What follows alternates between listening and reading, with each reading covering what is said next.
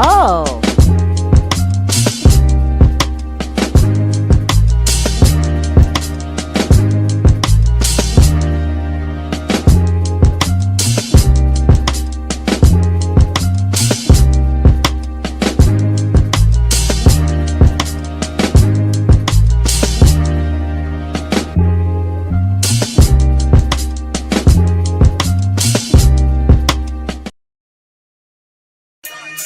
Wolfgang, where you at, man? Wolfie. Chill.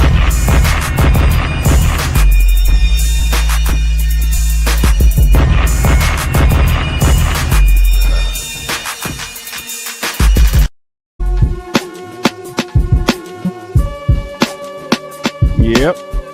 Yep. Hey. Hey. My nigga Black Diamond. What my niggas say? Oh, okay, let me not cuss in a minute. Yeah. Yeah. What up? What up? Hey. Shout out to Black Diamond. You need to release this. Put your hands up. I ain't gonna. I'm gonna just let him release this, but produced by Drew in for myself. Production's getting better. Production is getting way better. We was in the studio cooking. There we go. We got Jaguar in the building. We just getting right to it. We ain't playing around today. Hip hop. Yeah. And you don't stop. Hip hop, and you don't stop. Hey. All right. I was in. Well, I was looking for records. I ain't gonna say I was looking for records. The records was looking for me today, and I found a record that I've never found. I found two records in one. You remember that song "Rumors" by Timex Social Club? I saw your Roaches post. Well, no, I'm asking, do you remember that record? Look at all these rumors around me every day. I just need some time, yeah, anyway. From all these rumors, can't take it no more. Shout out to J King, KBLA, and doing some production for him too. That's him. That's him. That's the Timex Social Club is him, and his band that came out. That song was really big in the '80s, and then Russ Parr, aka Bobby, Jimmy, and the Critters, that's Russ Parr and General Jeff, rest in peace. They did a parody song called Roaches, yeah. And someone was selling it, and they had roaches. I'm like, okay, I want to get this record. This was classic. This is hilarious. And Timex Social Club was in the same vinyl case. It was hilarious. I got a 2-for-1. Anybody in here still collect vinyl? I don't know. Do anybody still collect vinyl? I bet you there's some people that don't even know what vinyl is. No, they don't. I got a Wolfgang Amadeus Mozart Symphony tape. I still have that. I'll sample that. You want to know what's wild? I was just thinking about that. Like, do these kids even know what a cassette tape is? Man, I still got my cassette player. I'm not, man, that all that's coming back. I'm gonna let you know. I'm gonna let y'all know something. Remember when French Montana was talking that talk and was saying something about the feds is finna get rid of all this digital stuff. Look, I'm telling y'all, pay attention. Start collecting your DVDs. Start putting your stuff on CD and stuff. I'm telling y'all, look, there's something to that. Yeah, we'll talk more about it in detail, but I think there's something to that. Yeah, Tara Jensen said, yeah, you have your Nirvana and Pearl Jam vinyl. That's what's up. I still have lots of classic vinyl. I got the Commodores. I'm looking at it right now. I think I even got some Jaguar right vinyl. I'm sure I do. I was perusing too, and I saw an old Shaka Khan vinyl. Remember I was telling you, I was like, oh snap. I never seen the album. Do you know the album? It was an album with her. She was much younger, and Shaka Khan was fine as hell back in the day. I ain't gonna lie. Yeah, her little And self. then she had a baby on the back cover of the cover. I was like, oh, what album is? Because I'll listen to stuff and I'll listen for something maybe I can sample or something that I can replay. And I grabbed the record, and the dang on record was chipped up and broke, man. It was broke. I bet you somebody petty like Mary J. Blige did that. She probably did. And the reason why she probably did, look, and this is why I brought her up, because I wanted to play this. Do you want to? I don't know if you saw this, but there was a thing going around where Shaka Khan supposedly made. Well, I ain't gonna say supposedly, because this is her talking in an interview. She said she made some comments about Mary J. Blige's rendition of her song "Sweet Thing." You see what I did here? You see what I did here? I started out with a parody song that someone did, and I'm not gonna say "Sweet Thing" was a parody, but where's the evidence? You see what I did? Yeah. Y'all gotta follow me. Y'all gotta understand where I'm going with this. But no, Shaka Khan made a statement about her version, or her what she tells Mary J. Blige about her rendition of Shaka Khan's song "Sweet Thing." Everybody remember "Sweet Thing"? You want to hear it? You want to see it? During a time in the 1990s. Why does it mute all of us? It mutes suddenly. Hold on, go ahead. My bad. What do you say? It says you can't unmute yourself. Why? Oh, my bad. Go ahead. I can unmute myself. Yeah, I don't know why I said that. Just play the evidence. Okay, let's play it. During a time in the 1990s, when you would introduce the Rufus song "Sweet Thing," which was your ballad, I wrote it. You would call it the song Mary J. Blige fucked up. Is that true? Well, I didn't say that out in public. I might have said it to her. Okay, but so you did believe but she fucked it up. But I told Mary J. Blige she fucked it up. How'd she fuck it up? Number one, her vocals were flat. And I asked her, I said, what time of day was it? Night. What were you doing when you decided to cover "Sweet Thing"? Where were you at when you covered it? Girl, I've been up all late and I was at 8 o'clock in the morning, girl. I said, girl, you don't sing nothing at 8 o'clock in the motherfucking morning. Especially if you have to get up to sing it. If you'd have been up all night smoking crack or something, I don't know, it might have been a whole different thing. But you don't get up at 8 o'clock in the morning to sing, girl. But she and I have that kind of relationship. We can talk. Yeah, you guys ended up recording together, right? Yeah, this was not we can something talk. you didn't. We can honestly talk. Yes, I love her. She loves me. We don't have a problem. Yeah. Now the press would love to make it a fucking problem. Yeah, that's what she said, and I find that hilarious. I mean, considering the issues that she had with Diddy that finally came true later.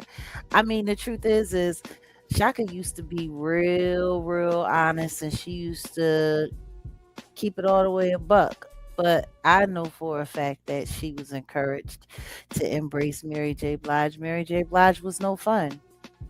She was no fun. So it's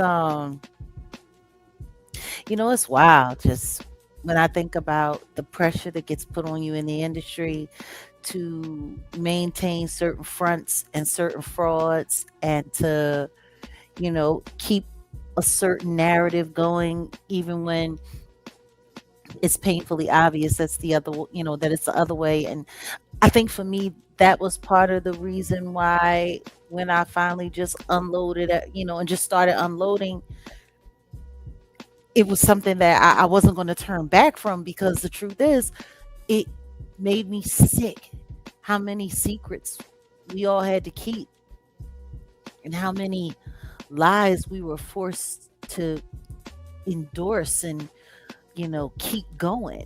And it's just, and I guess that kind of brings me, you're not sure who we're talking about. We're talking about Mary J. Blige and Shaka Khan. Mary J. Blige on her What's the 411 album that came out back in the early 90s, she did a cover of Shaka Khan from Rufus and Shaka, Sweet Thing, which is a record that Shaka Khan actually wrote.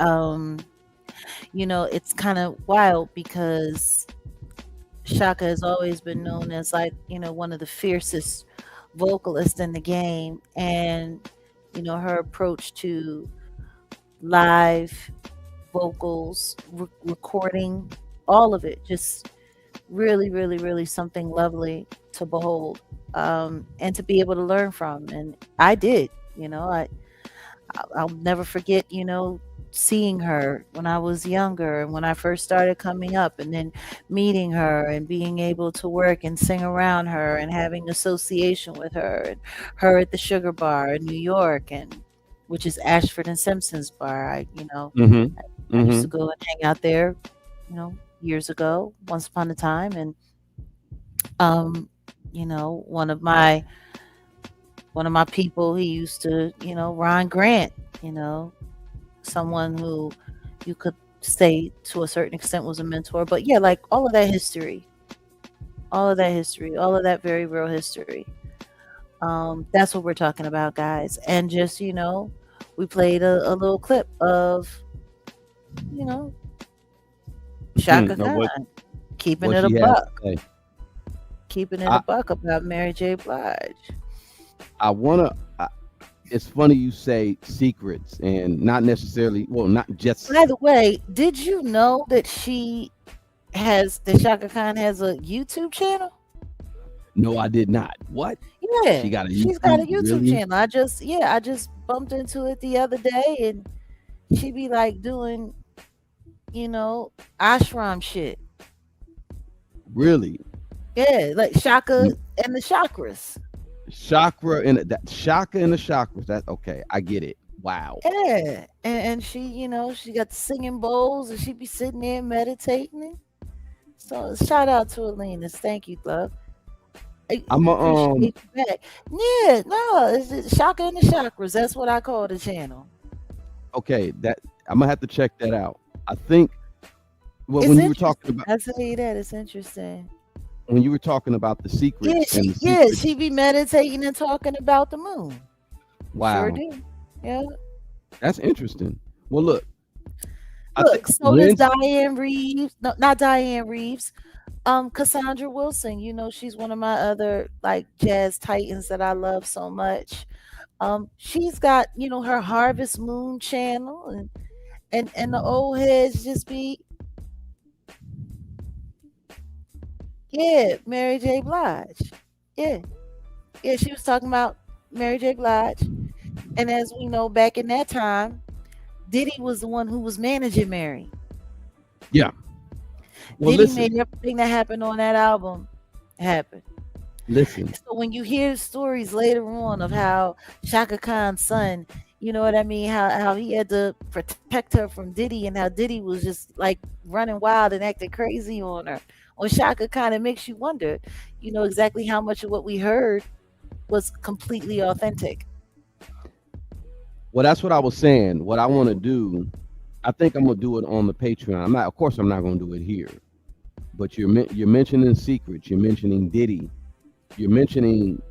Well, I brought up the Shaka Khan situation. I think I want to ask you some stuff that I heard about Shaka Khan.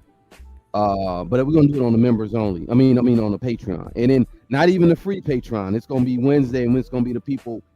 If y'all on, and y'all can, we can. I want to have this conversation with you because, like I said, I don't share everything with you, but I'm gonna share this with you. I've heard some stuff. It's the same stuff that I heard about another rapper, and he has passed on. And I ain't gonna give anybody any clues, but when we get You over to the talk about Patreon, all the secrets you be keeping and all the things you don't tell me. I'm gonna start keeping my own secrets. well, keep your damn secrets. I'm just talking about when it comes I to will keep your secrets. Why are you bringing up another failed R&B singer who can't sing? Your secrets are safe with me. No. I think that's funny. That's funny. I think I want to get on over there and ask you because see, no, the thing is I don't say certain stuff. Well, you know what I'm talking about, but you don't know about the rapper, the one that passed away. And I just want to get your authentic, like, wait, what the, but you kind of know about what I was talking about with Shaka, but I'm not going to, get all too in depth. But yeah, no, interesting because you mentioned secrets. That just made me say, oh shit, yeah, I think we need to discuss this because I didn't even know Diddy. And well, you said Shaka Khan, Diddy. Okay, of course, Diddy had his hand in Mary J. Blige's project, Uptown Records, etc. I know that. Yeah. So the intersection between Diddy and Shaka Khan, though, I guess that just comes from music industry, New York. Okay.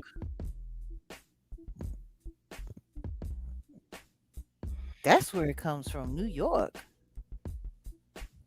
Got it. And not only that, there's all kinds of intersections in business. Yeah. Well, no, that's why I want to have the convo because I think it's interesting. We can start putting two and two together on a couple of things. Yeah, we Go ahead. No, I was just jump starting because we got a topic to get into. No, that's what I was about to say. We already 16 minutes in, and I think it's time to bust it on out. Everybody knows Jay-Z. Now everyone knows he's pretty much going on like a mini tour. I don't know what we're going to call it, but it was announced that he will be headlining the Roots picnics with the Roots picnic with the Roots and Erykah Badu. There are going to be some other people there, and I'm scratching my head trying to figure out like what. I just find it funny all the people that ain't going to be there, but we'll talk about that later. We'll talk about that later. But there are a few people, and I'm not going to go too in depth on the lineup, but I'm like, okay, I don't see the draw. I'm keeping it a buck. I really don't see the draw when it comes to who's all being invited, at least on that. I see the draw. Yeah. What's the draw? Rock Nation. That's a Rock Nation event. That ain't got nothing to do with the Roots. That ain't got nothing. That's Rock Nation, Live Nation. They got everybody. They got everybody there that they want to promote, so that they can try to see if they can get them out on tour and see if it'll work. Yo, if it was a Rock Nation thing, then my guy La Russell would be there. No, La Russell is this is I don't know who decided to. Well, I don't know. This is his merch. East Coast give no damn about no La Russell. Well, you got a point. Just like they don't give a damn about DJ Quick. You want to know what they call? They probably call him Little Russell. Little Russell. This is La Russell's on his merch. This is new. Do you know about this whole thing with him that they want to cancel him because of he said that Jeffrey Epstein, Donald Trump, all these PDFers were heaven sent. He said that. Like, listen to me. I don't know who's got him on a string, but I wish they just yank it tight. He's kind of going out sad. Lil Russell. He kind of going out sad. He might have been ready to retire anyway and just got paid to go out on a dummy mission. Yeah. To try to encourage their whole independent, artists, bullshit. Who knows? Because, I mean, he's really on a dummy mission. He's crashing out. I don't know if he's crashing out because he's never has he been known to be this idiotic in the past? No. That's what I'm saying. No. Like it ain't I don't adding get up. it. I don't get it. It ain't adding up, which means it's an agenda. And I'm telling you right now, in my opinion, I think they got something on that little nigga. I think they got something on Little Russell. Hmm. Because that's what I'm going to call him, Little Russell. Just like Lil Bill. Little bit. Just like we can do a Lil Russell puppet meets Jack Willer. Maybe that could be something. Maybe it's something. And then Lil Bill comes Where's in. your self-respect? That's exactly what Jack Quiller will ask Lil Russell. Where's your self-respect? Speaking of self-respect, why is You Keke done Palmer lost your performing? mind. Keke Palmer is performing on American Idol. What part of the game? Well, They be. Let me talk about Keke real quick, because Keke did some cold stuff to that brother, and then they just be like, oh, like we ain't forget. Like Keke did what she had to do. Keke did the same thing that little Haley girl did to Diddy. Yeah. She was the same thing. Yeah. They gotta screw somebody. You gotta sacrifice a brother. And she just ain't no. She just moving on with the punches. And I bring that up because I think the situation here with Jay-Z is the same thing. It's kind of like I think people will forget. Number one, what I don't understand is why Keke have a problem with that boy. That boy was minding his business and he was treating her just fine until she decided to just, go on and start grinding all over. No, she started grinding all over a little bumpy Usher in his face while he was there. But they be doing stuff and then they think people forget. And I mean, but the thing is the public. Keke is just the cuter, talented Tiana Taylor. That's See, look, that's how I know you and me. Yep. That's how I know. Because you said the same thing. She's just cuter and talented. Little bumpy. They both the kind of dinosaur lick a lollipus. They them kind of dinosaurs. I was gonna say something else. I was gonna say the D word, but I'm not gonna go there. I said dinosaurs, right? Yeah. Anyway, I think they just think people forget. I think that's and like I said, I still look at Keke and I'm like, I'll be side eyeing. I don't support. I don't side eye her. I don't look at that little heifer at all. I'm done with her. She listen to me. She do too much. I just can't with her. And it's crazy because I used to like Lil Killer B. I used to like the Lil Killer B. I did. And now it's just Killer B. Killer B, Killer Black Man, Killer BM. But I bring that up to just say, I think they think people that half clear baby. Yeah, I think they do these types of things, and they think, and these antics, like I just don't get it. But back to the situation, because the breaking news, everybody's been breaking news, right? We talked in the beginning about Jay and him coming out, and this whole thing with the Roots picnic and yada yada yada. Now, how you gonna have Kehlani there and not have Jasmine Sullivan there? Where's Jill? Not who is Jill Scott? Where is Jill Scott? How come Jill ain't there? And this is in Philly. Ain't she on the road? She's supposed to be on the road. Yeah, I think but that's in June. That's in June. Maybe she be booked. That's in June. This is the end of May. It's a 2-day event. I'm gonna tell you what's really wild. How you got T.I. coming and no state property? Where's Beans? Why Benny Singer there? Yeah. Well, because he's probably afraid that they'll take his other lung. Damn.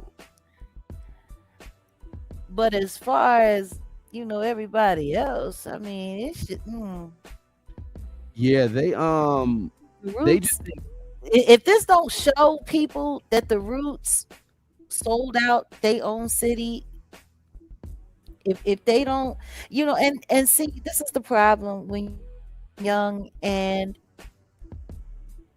you're talented and you want to be special, Yeah. The Roots, they were the underdog for hip hop in Philadelphia for a long time.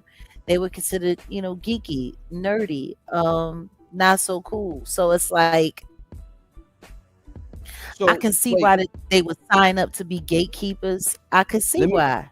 let me ask you this, because Because the truth when is everybody that signed, all of those black artists, those rap artists that signed to Rockefeller should have signed to the Roots label directly. It should have stayed at home. Like, if anything, we should have been the next generation of Philadelphia International Records, and all they did was shut down everything to force people to New York to make sure they had nowhere else to go.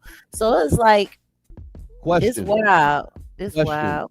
when I look when back at it. when do Looking back what over the years, I guess I shed some tears. Yeah. I'm sorry. when do you want more dropped?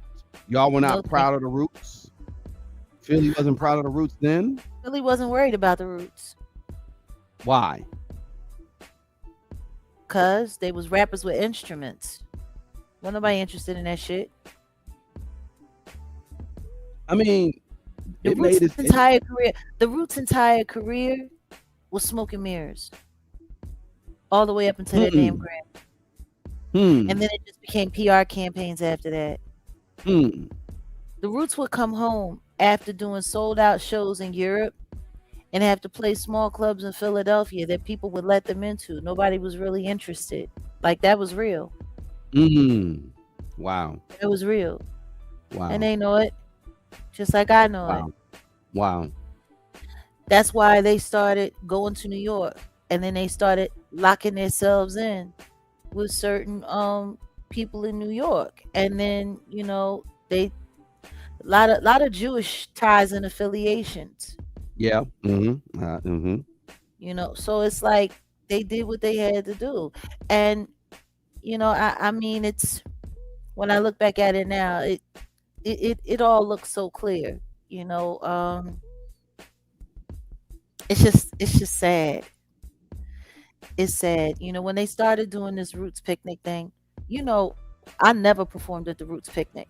People used to call me all the time and say, "Jay, can you get me in touch with the fellas? I want to, go to the picnic, whatever the case may be. If I ever wanted to get tickets, I would get tickets." But you want to know why I never even bothered? Because the budget was so bad. Mm. They was paying people trash, Mm. especially people that were connected to them. The only people that they would pay were the people that were supposed to be headliners that came out of town. Other than that, anybody that was attached to the fellas or whatever the case may be, they wouldn't give you no money. They wouldn't give you no money. Mm. So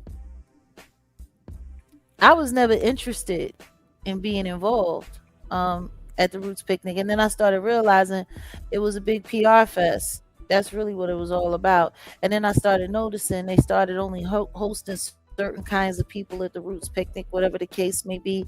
Like, it's been there's some controversy, but also low key. I mean, I'm just gonna say allegedly there was a lot of money getting washed through that event for the Mm. city. So, you know what I mean? I'm Mm. not gonna say too much more about that. Yeah. Yeah. Which is why I find it interesting, that they want to bring the Jigga Man, and it's just and do it at the Plat, and we When stopped did having the big black events at the Plat, back in the Greek picnic days. And a lot of people don't realize the reason why they stopped doing the Greek picnic at the plateau was because the last year that the Plat was in Philadelphia, there was over 600 and like 615, 620 essays, and I'm talking about wow. straight great, Wow. that Wait, happened wait, within a wait. Why are 5 hour you period. why didn't you say the what never mind. You talking like we're I on said great. Patreon. I said great. Oh, Great. okay. I was about to Great. say you tripping. No, they tripping. Wow. So It people were happened being at, assaulted like that. yeah, but then when they added in the numbers from what happened at the Plat, it was over 1,000 essays in the Wow. course of 16 hours. So the city had to shut the Greek picnic down because it was just unreal. Yeah. And the truth is there was no the numbers that came in from the plat came in late because so many people were SA and then drug off into the woods and left there unconscious and all kinds of stuff. Wow. So to bring it back to the plat, that's kind of interesting. That's kind of interesting. Like, and see, this is why they don't like, people like me who have memories like I have, who can tell people the truth about, how our city actually works and what went, the things that went down and, you know what I mean? The things that went on. So it's just like, I don't know. I mean, bring it through whatever you want. It's Fairmount Park. Belmont Plateau is on the edge of Fairmount Park. You want to know where they found David Ruffin when he passed away? In Fairmount Park. Wow. Right before I left the city. Yeah, that's why I'm saying, like, I don't know what this whole thing is all about, but I'm going to tell you something right now. If they looking to have a little Astro World moment or something like that, Fairmount Park would be the perfect place to do it. And 76 is right there, so it makes it easy for people to get away. Wow. Yeah. You know what I mean? And then they're going to have stuff, tied off. I guess they're going to have the horses out. Like, I don't know, but I wouldn't be going.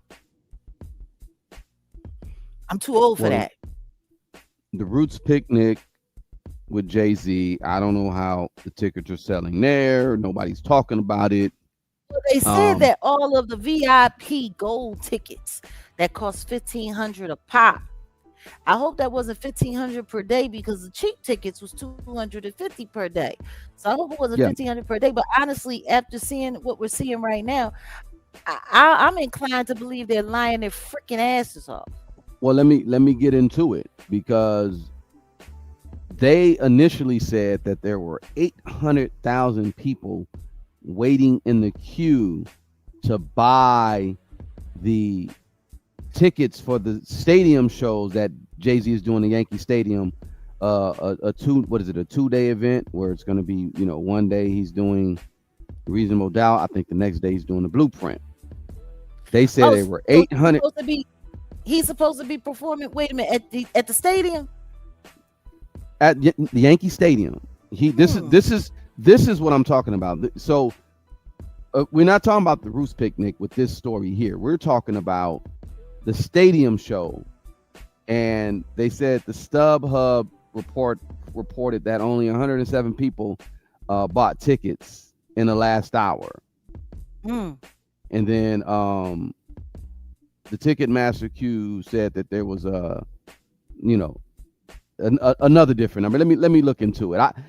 But originally they were like, oh my God, and I think either Rock Nation or some other publication tied to Rock Nation even put out a thing. That's why I hit you. It was like, they lying ass. They talking about some 800,000 people are in the queue.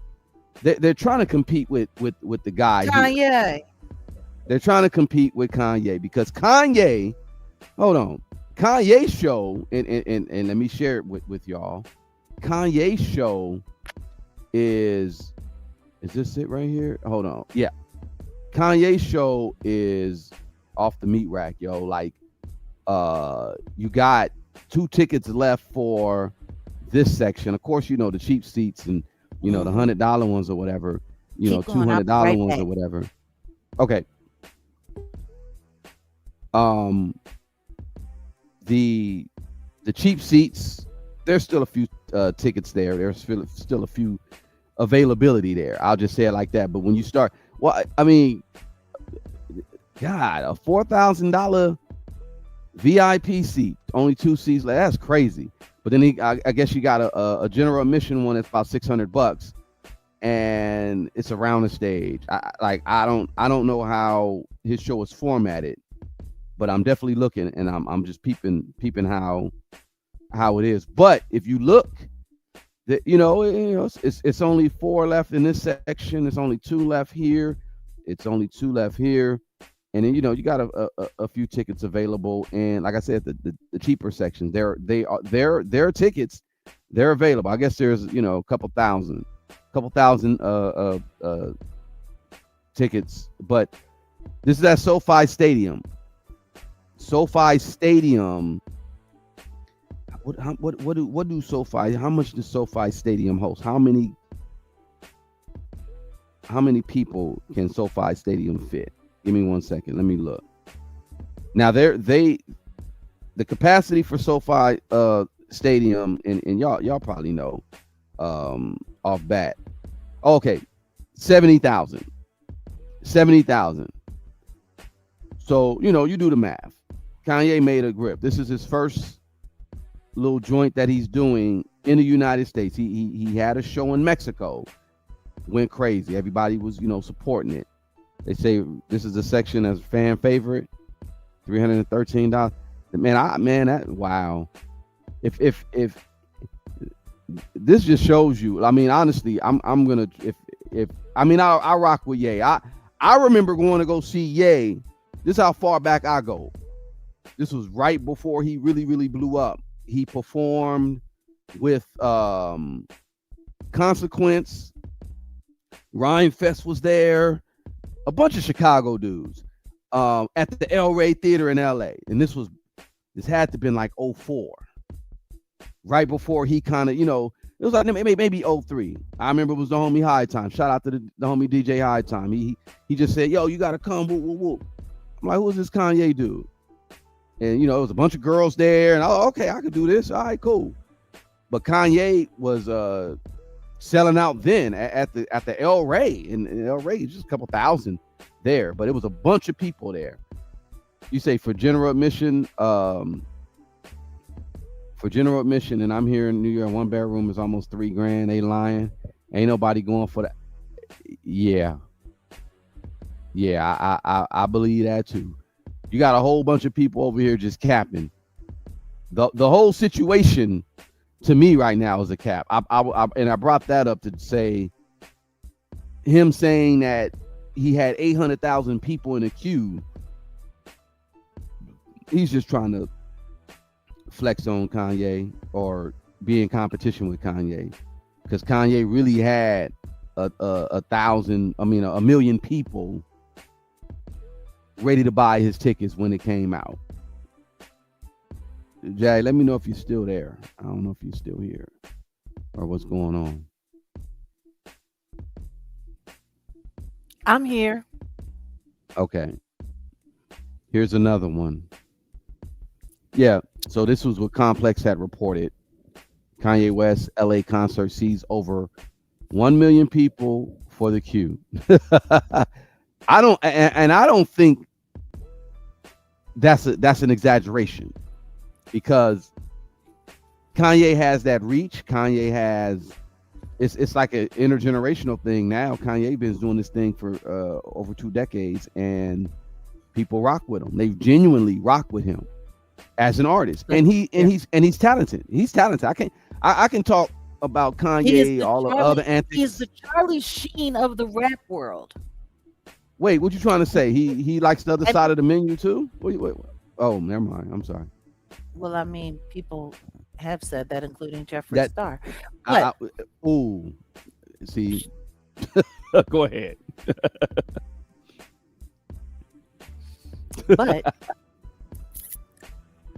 But nonetheless, my point is, it doesn't matter how big he crashes out. People want to show up for him. Yeah. They want to show up for him. Yeah. And they did show up. And this is the thing. I think a lot of people are forgetting the true history of how the Jigga Man's career actually went. Let's talk about it. Now let's go back to Rockefeller Records. Back when, I mean, for crying out loud, it was all about Just Blaze and Just Blaze's production that pushed that whole thing through. Like he was the head producer until Kanye, and then Kanye came through, and then it all became about Kanye, and Kanye's production just kept going up and up and up and through the roof and through the roof. And then Kanye got his label, and Jay-Z made sure that when the whole Rockefeller's, stability just completely destabilizing, he went over to Def Jam. What did he do? He cuffed up Kanye and kept Kanye with him. And let's just be clear, if you go back and you look at Beyonce for her early records and Jay-Z's, most like potent years, Kanye was there as the backbone, a lot of that production and the writing. Am I wrong? Yeah. No, you really cannot. He cannot. That Blueprint album, because that's Kanye. H to the is all right. That's Kanye, right? That record was crazy. That record was crazy. And I don't think Jay-Z wouldn't be Jay-Z without, number one, that Blueprint, but just that album, that production. Kanye. And then you go on to Watch the Throne. Mm-hmm. Like the next thing you know, like him and Kanye were practically a group. That's what they were saying. Yeah. Yeah. I mean, seriously, they were practically a group. Yeah. He was doing all of his records with Kanye for the most part. They did Watch the Throne together, the whole 9 yards. And then Kanye got involved with the Kardashian clan. And then that's when the separation started happening little by little by little. Yeah.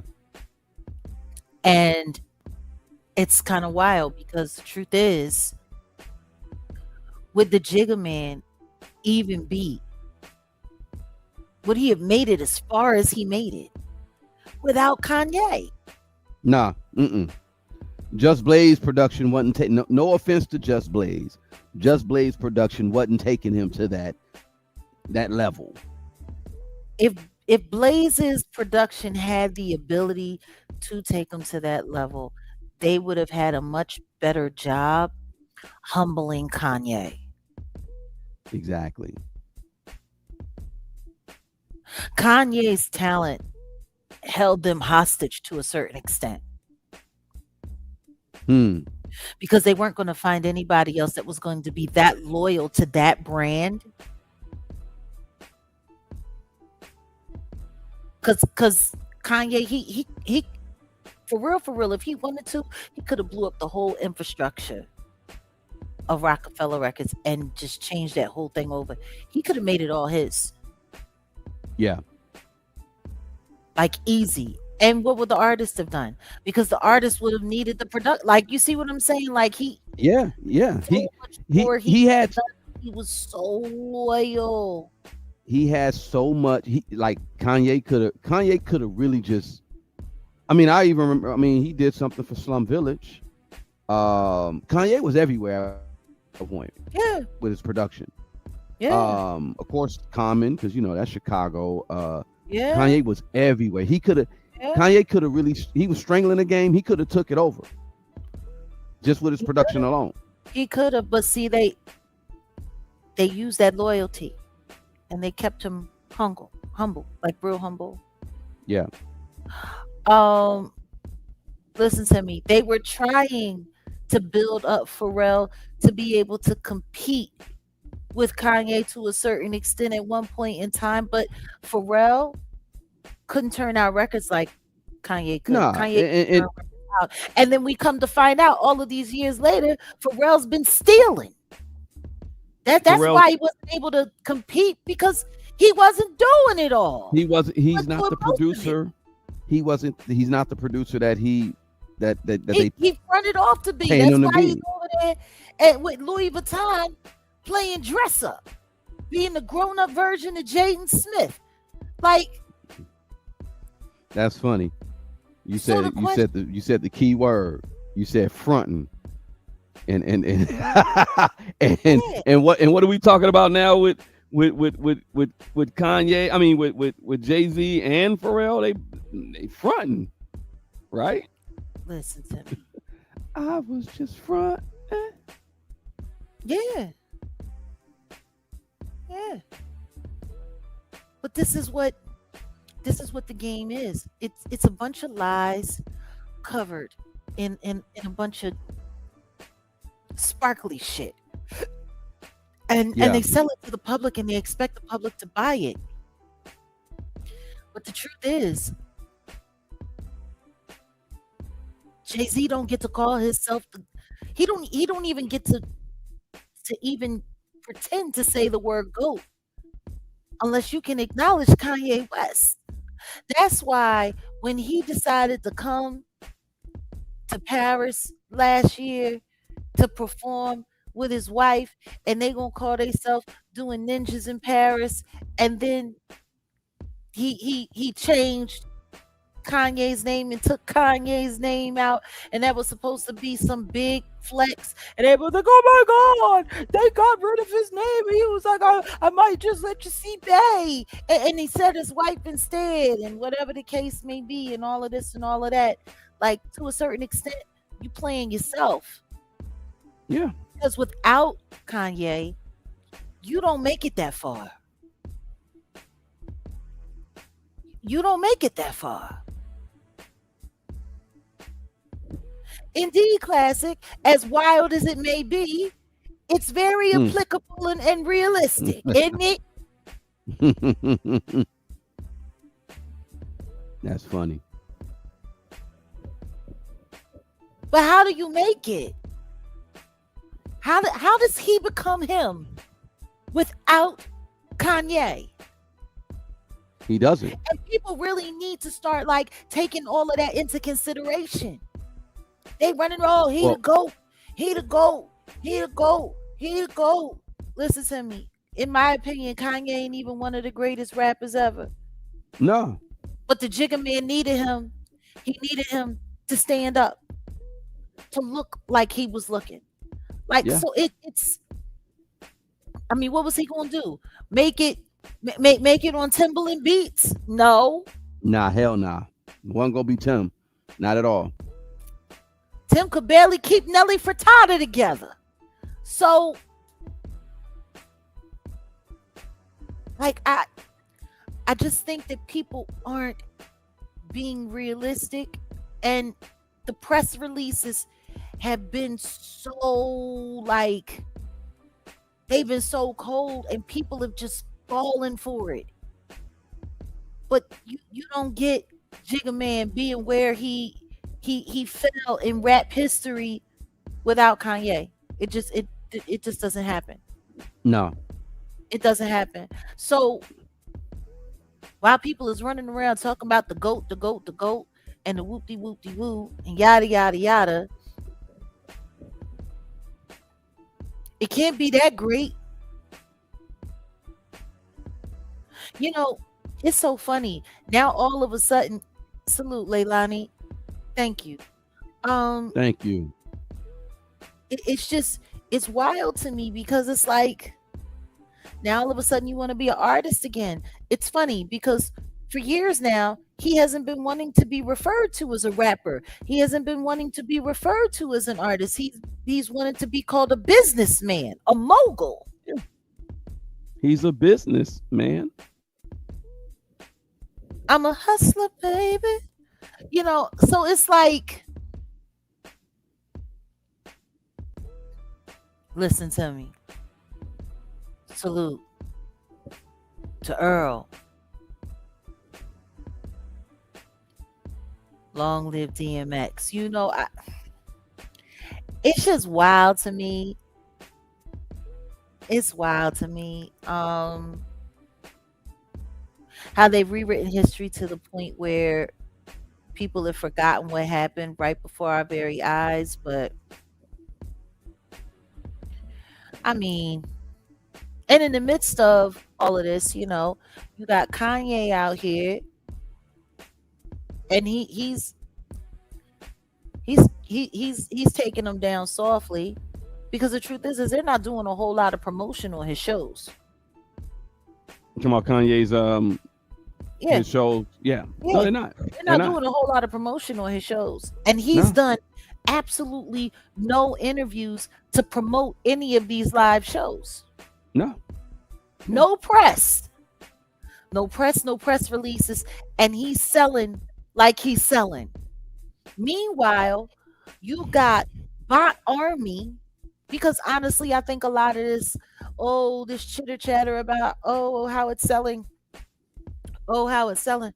I think the bots have gone wild. I think it's bots going wild out there when it's coming to the fake news on what the Jigga Man is selling or not selling. Because I'm gonna tell you something right now. For those tickets to have just gone on sale and they already got 25% off.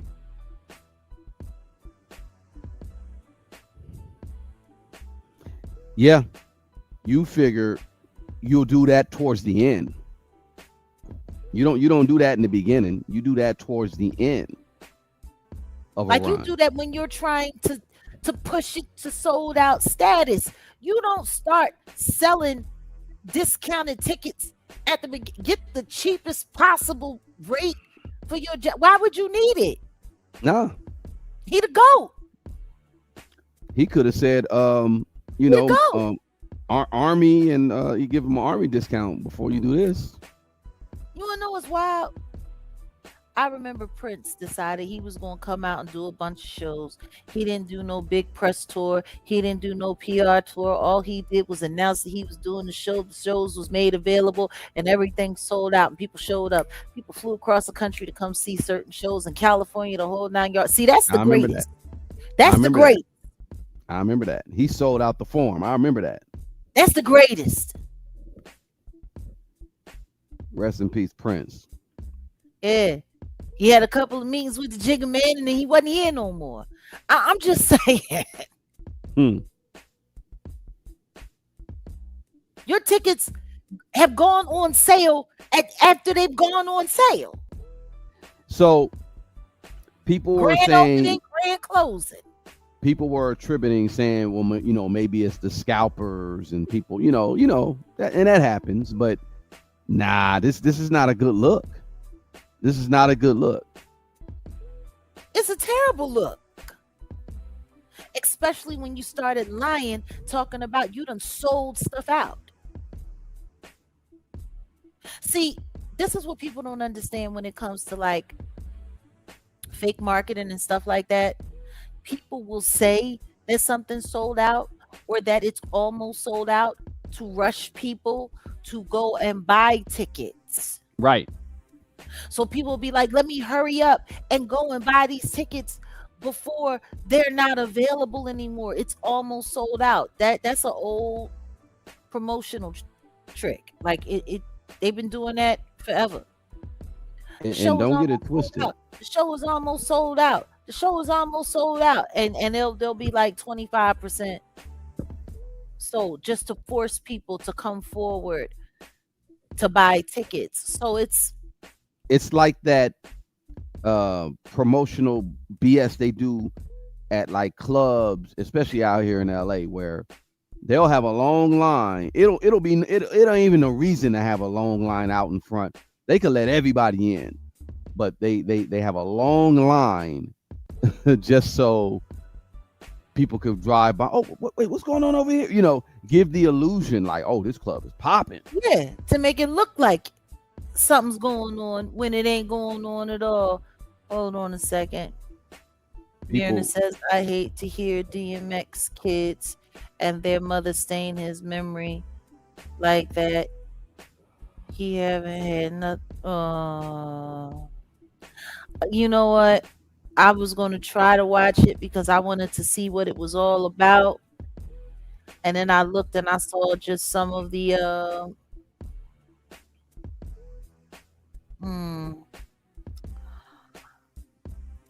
I tell you what I do know. There was a lot of debt and there were a lot of bills that needed to be paid. And what I saw was very performative. What I saw, because what I will say is, and Odell, you know we know one of his old managers. I know, Yeah. you know what I mean? Yeah. Yeah. So, Yeah. Yeah. Yeah. and I remember back in 2025, 2024, her whole conversation, the very woman, the ex-wife that's doing these interviews, her whole conversation was about saving his mm, saving his legacy and not having him painted in a nasty light. So what changed in a Yeah. year? Yeah. And the only thing that I know that because she was the one that was running around to all of the babies' moms, like, look, we got to put up a united front. We can't have his legacy being tarnished. And now all of a Yeah. sudden, listen to me. I know, classic. Like it's hard to even believe him, the son, anything that he has to say. It's hard to even believe it. Like when I looked and I'm like, the only thing I know that can get people to flip like that is money. That's it. Especially considering that people like, because if I'm correct, I think the Jigga Man is the one that bought DMX's catalog. He bought his masters.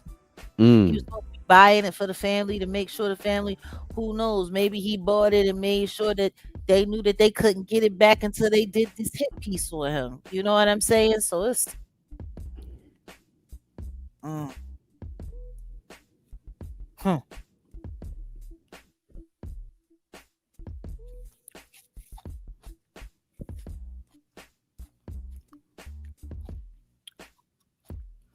Yeah. It's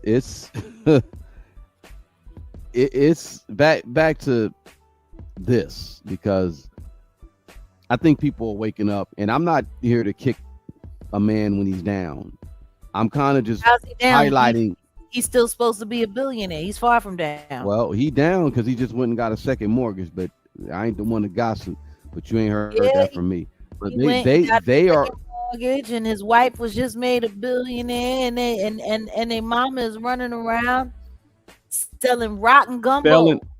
failing health inspections. They just dropped a article about that, or a news report talking about the fact that she had thawed out, or was it unthawed seafood and room temperature gumbo and yellow and orange buckets, and now you got Solange's son allegedly dating who's this woman he's dating supposedly. I don't know if you saw that. Tommy Lee. Yeah, like y'all are, what's up with the antics? The Tina Gumbo, the little boy dating the old woman, like they doing a whole lot.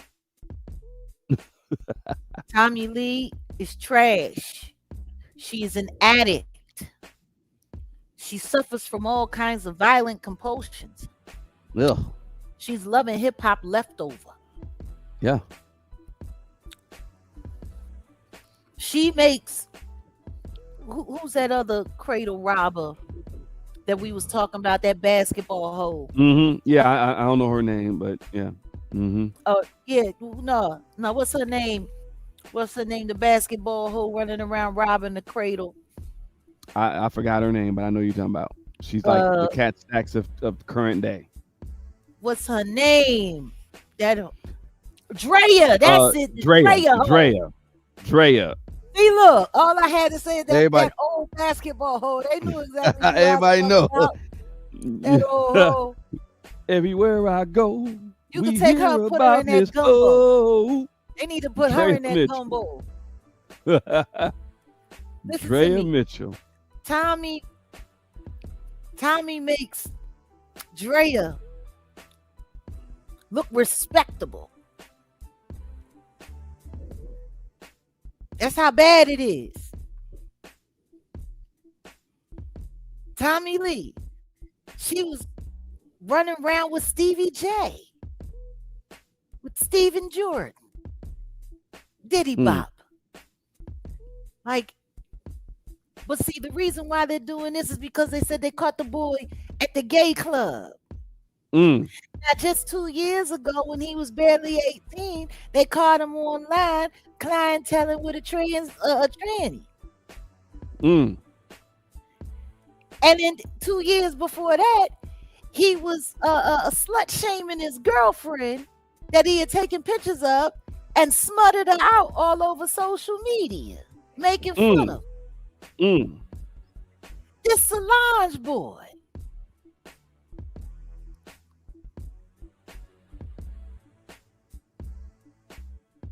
That's what they got going. This boy has been a disaster since he was 16. Oh yeah, and Scrap De Leon. Yeah. I don't even know who these people are. Scrap De Leon. What the hell? Some dude from slumming hip hop. Wow. Because I don't even know how they can call it love or say that love got anything to do. What's love got to do? Got to do love, it. Nothing. Love is nothing.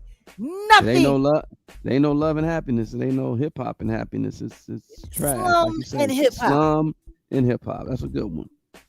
Slum and hip hop. I mean, he a nobody to us, but he's a somebody to the state of Georgia where he's serving time. He got a whole number.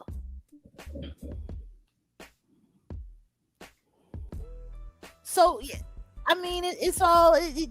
It's like going to the carnival and going through the house of horrors. Yeah. Their whole family is a disgrace at this point. And the company is a disaster because Live Nation is and its subsidiaries. And they're talking about Rock Nation, Ticketmaster. They're facing this antitrust. Well, I don't know about Rock Nations and it's an antitrust lawsuit, but yeah, or there's Rihanna. a whole voice or the Rihanna voice. No, oh yeah, well, oh yeah, y'all stay tuned because Wednesday we're gonna have something. I'm not gonna kill it, but it's definitely something. We're gonna give y'all this update. Y'all gotta be on it. Wednesday we're gonna do a lot because I'm gonna get over to the Patreon. I do want to share this info with you, and I think it's gonna fuck your head up because of what you mentioned. But see, go this ahead. is the thing. Not just. See, I'm sitting here looking at what you got on the screen, and now he's still messing with the girl. He's still messing with the autistic girl. This what I'm saying.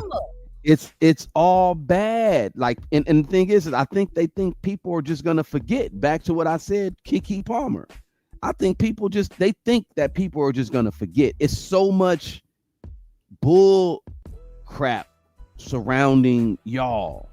Why they messing with that autistic lady? Leave it alone. If you couldn't win against Tony Busby, why are you asking her? It's like they running around just beating on everybody. 555 in the chat. I'm just saying it's like they just running around beating on everybody. Give me 20 million.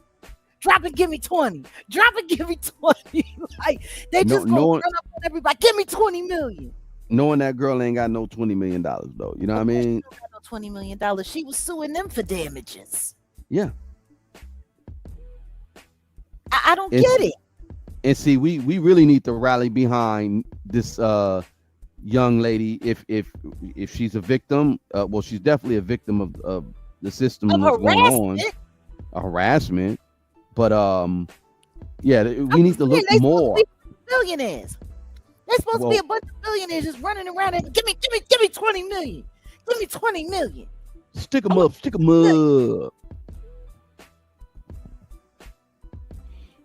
We don't believe. Yeah, no, we don't believe y'all. No, we don't. We don't believe y'all. Distraction after distraction after distraction.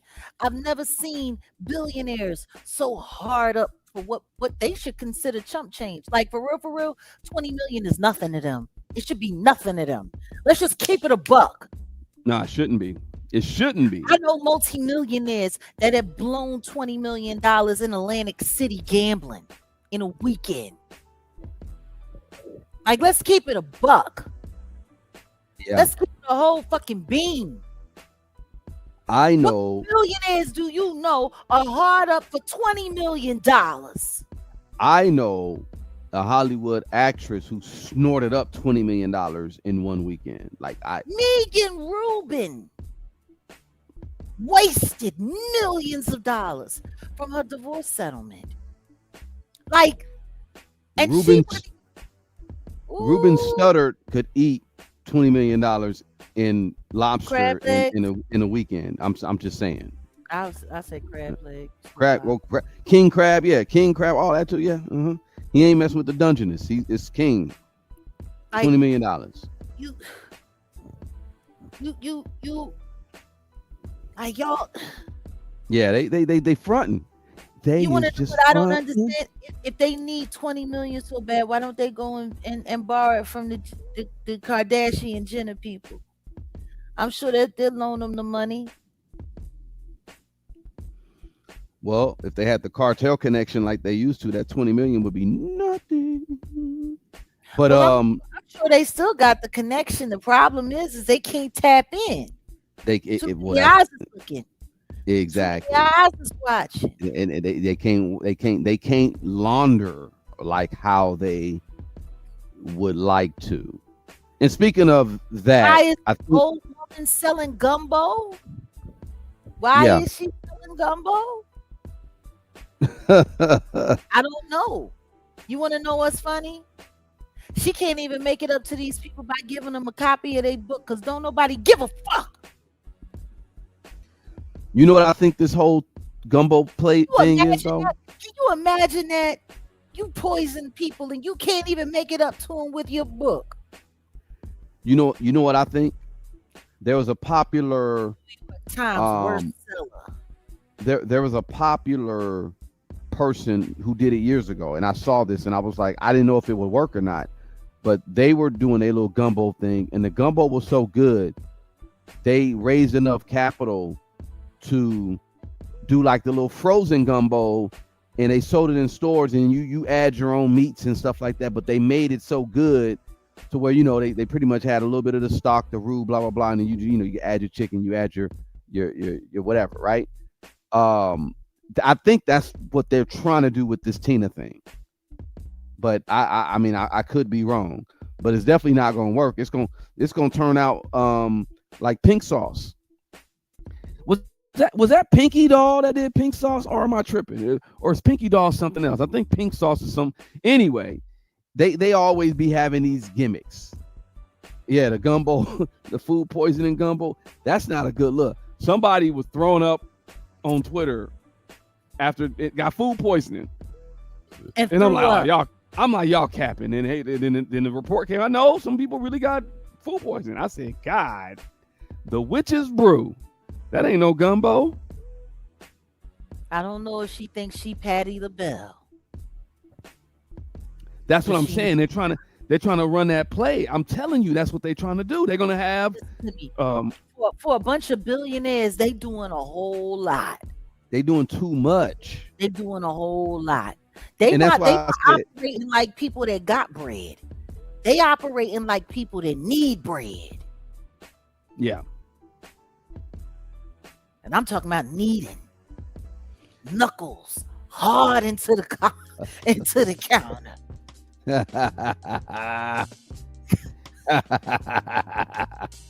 Damn. Needing though.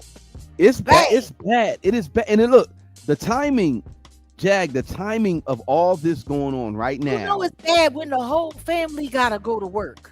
Well, look, gas is so high. Beyonce can't drive her car. She's gonna have to drive Jay-Z the camel. She's gonna have to ride the camel to work. That's what she says. She liked the surfboard. Well, I didn't know she was talking about riding it like that. That's what she was talking about in the drunk in We Be Drinking song. Okay. With the drunk. She gonna have to ride his. Yeah, that's what she's talking about. She gonna ride the surfboard. Well, she gonna have to ride the surfboard because the gas so high. She ain't going on tour. Well, they were a lot younger when they came out with that song. That boy might be retired. It ain't the surfboard no more. It might be the boogie board. Anyway, They gonna boogie board it. I'll tell you one thing. Their reputation got boogies all over it right now, and they starting to stink up pop culture and straight trap. I'm just listen to what do you mean she going back on tour? I think the only reason they let her chill now is because her knees about to get. I think they looking for some new knees. they gonna have a daughter out there. I think she got the knee replacement surgery. She on deck for. They got to put everybody out to work. Everybody got to go to. Listen to me. They better leave them little ones alone because that's just. They like the. They like cool. You say wait. They got a little. What they gonna have them bagging up stuff at the supermarket? That's messed up. What? What? What I say wrong? See, I said it and I didn't even say it. You know what I'm saying? I'm not. That's why I said I'm not gonna go there. That's messed up. I'm Oh just saying, man. they're gonna be over there bagging up the groceries. Little sir gonna be bagging up the groceries. Like what you want? We're gonna have little babies outside the market. Peddling Look, that go. the Carters is like this. The Carters is looking like hey man from In Living Color. If you a certain age, you remember this. They all had job, man. They had 10 jobs. Like they all Jamaicans.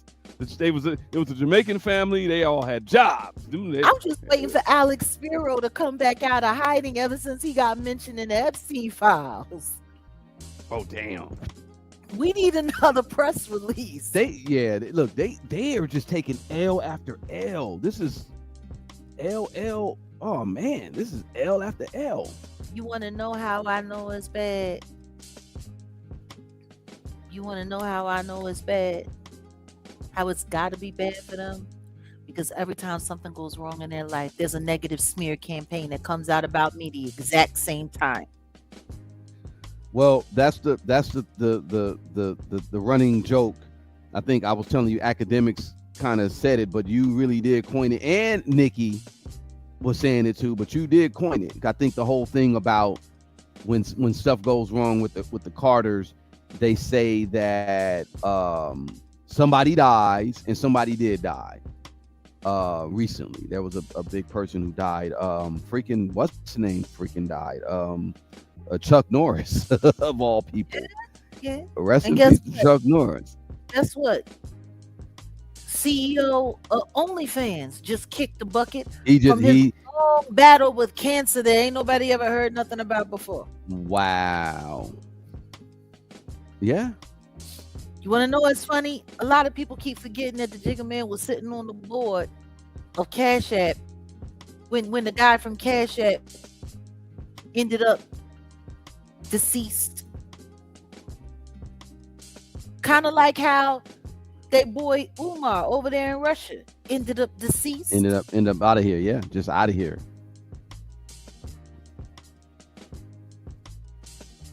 Somebody said,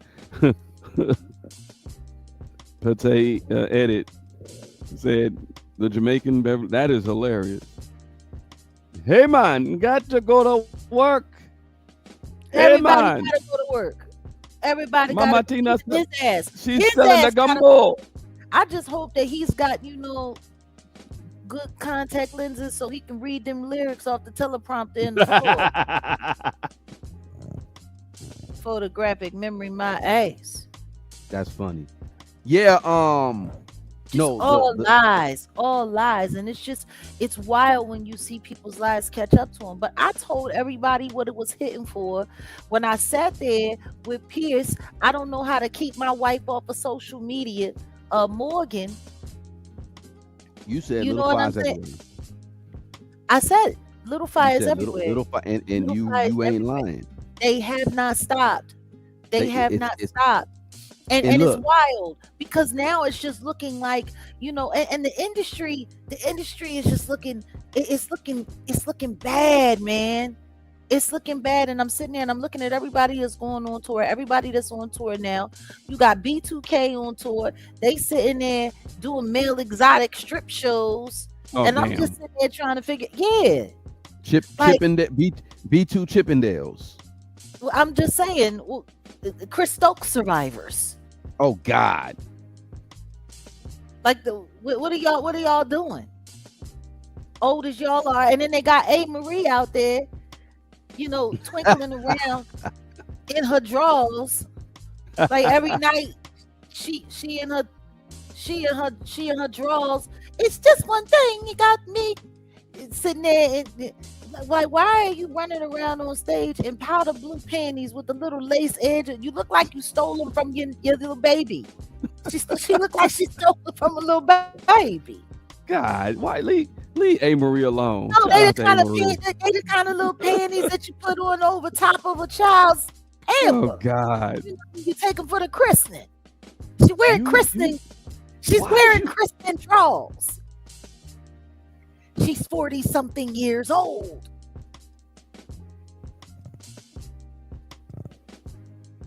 Wearing baby christening drawers. A. Marie don't F with this industry like that though. I remember when she do. Yes, she do. No. I know she do, but she don't, because I remember. She might have told you she don't mess with the industry like that, but her ass is, it's just one thing. You got me tripping, and guess what? She sings just as bad as she did back then.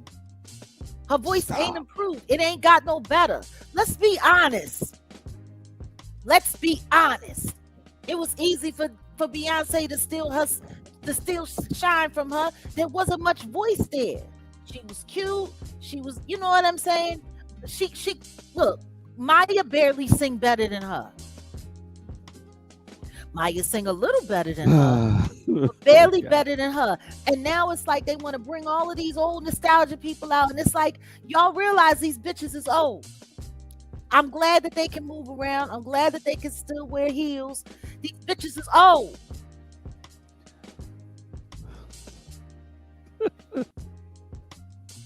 All these people is old. They said, oh my God, look at Boog. Look at Boog. He looks like a stripper. Magic Mike in this motherfucker. Yeah, that's what they doing over there. And meanwhile, they got Raz B up there as if any of us forgot all of the things that he told us happened with Chris Stokes. And like, we don't think it only happened to him. Like, come on. A bunch of victims. Not B2K, but they got the V2K. whole. What's the name of the damn tour they got? It's called Boys for Life. I bet so in Chris Stokes' eyes. This dude Classic said dad bod stripper. No, they don't have dad bods. They got father figures. So they're the father figure strippers. Chris Stokes was a father figure. Oh. Chris Stokes was a father figure. Victims for life. That hurt. Not like, I guess it didn't hurt like Chris Stokes did, huh? Yeah. From what I was told, ain't a lot there. So they might have been okay. I don't know. God. Oh Lord. My point is, oh my God. Diddy went to jail and they told the whole industry to get the fuck back to work. You got New Edition out there. 2 steps from Pacemaker, half of them. They got the Boys to Men. They done brought the one. They brought Mike with the deep voice. He can't even be out there all the time because he half dead too. They all trying to dance like it's 1995. You got Tony Braxton. Unbreak my credit cards. Damn. What?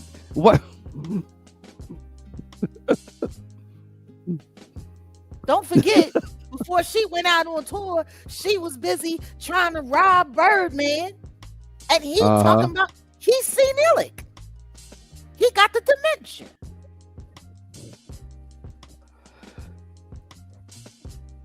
They're all back out on the road. They're tapping it's like Voltron, a symbol. Listen to me. If Aaron Hall wasn't hiding from the law, from his FA cases, Guy would be out on the road too. I guess that's why Teddy Riley running around doing all of these daggone interview, talking crazy. And now everybody's fans of R. Kelly again. Tank, R. Kelly is the greatest. I'll never be as good as R. Kelly no matter what he did. Teddy Riley, y'all may hate R. Kelly, but I don't. You got Kurt Frost from Slumming Hip Hop. Let's not forget what happened last summer with their daughter and that rapper that their son got cleared for taking up out of here, and now they're using it for content on the new seat. They're using it for content. They're using that voice for content. It's ridiculous. Now he's sitting there talking about, yeah, I don't care who catches me singing R. Kelly. I love me some R. Kelly. And it's funny because we already know that R. Kelly's out date from jail isn't until like 2095. So he's gonna be very, very old or dead, leaving jail. We can't even begin to talk about Charlotte fraud. And meanwhile, now that he's secured and tucked away after they done already tried to make an attempt on his life, now everybody's talking about how much they love R. Kelly again, how much they care about R. Kelly again. So this way they can take the ban off of his music. Because don't forget, it was the Me Too movement that started the mute R. Kelly and silence all his records, take all his records off to make sure that he was bankrupt, so he didn't have no money to fight his case. And so now that he's all screwed up and they got control of everything, watch, they're going to try to start bringing R. Kelly records back out onto the radio. The industry is tapping everything in. They got everybody. They putting everybody to fuck to work. Even Neo Soul going back to work. The head rap well, I was gonna say something else, but yeah. Like, it's crazy. Yeah. Jill Scott going on tour. I'm surprised Erykah Badu isn't going on tour, but I guess. What do you mean? That she did go on tour. She went on tour for 2 days when that album that they put out that they didn't put out. Like, I ain't never seen an album get released and then backtrack. Yeah, we did a show on that. I was sitting there like, yo, where's the project? The Alchemist and Erykah Badu. I gotta go talk to some people because I really want to know what's the politics behind. We're gonna hear all about it at the Roots picnic, where Jasmine Sullivan won't be performing apparently, where State Property won't be performing apparently. Like, it shit is wild. They out of control. I'm saying, and see, that's what I was saying. I said the lineup for the Root. Let's go back to that. The Roots picnic. The lineup is weak, in my opinion. Weak. Like, if you a certain age and you from LA, you remember we had something that used to go down at Exposition Park called the Black Family Reunion, and you would go there just to kind of, see the top artists I think that I remember seeing was like Jeffrey Osborne, and this was like in the late 80s. This is a long time ago. So you go there, it was a free concert. You wasn't expecting to see nobody big. I think Shanice, that was probably one of the biggest people. Wait, was Shanice? No. Not Shanice, because Shanice wasn't out at the time. It was some other 80s guy. But y'all remember, like, y'all Back to Life, Back to Reality, them type of that soul to soul. Like, you would see certain artists, but you would not see a Michael Jackson there. And not like that, but it was just like you wasn't seeing the draw. I'm really not getting what's the draw for this Roots picnic though. Like, it's like, sweetheart, you would pick or you would have someone. The draw is the Jigga. And they got T.I. coming. They got Kehlani coming. They got And Brandy T.I. coming. is, What I mean, did I tell? What did I tell y'all? What did I tell y'all about that Kardashian party? yeah, no, Didn't I you tell you? nail on the Didn't I, head. didn't I say I thought that they was reconforming and refiguring what the You hit deal the nail on was? the head. Understand this: that Oscar party that Jay-Z and Beyonce threw. Guess who used to throw that party? Diddy. Diddy. Yeah. Now they just took it over. And yes, Willow was sent to Dallas, Texas on many of occasions to spend time with Erica Wright, also known as Erica Bad You, by her terrible mother, Jada Pinkett, who had her there in that damn healing house. Why'd you call her Erica? Erica Bad You. God damn, Erica Bad You. Damn, that's in that house. It was gaslighting people with cameras all over the place and putting psychedelics in their food and then playing drums and having them speak out and go crazy. That's what she was doing in that healing house. That sounds like some Blink Twice shit though. That's what they was doing over there in that healing house. That sounds crazy. Wow. Sending them over there to get them programmed. Yeah. Well, you know, ain't nobody ever noticed Willow. She ain't right.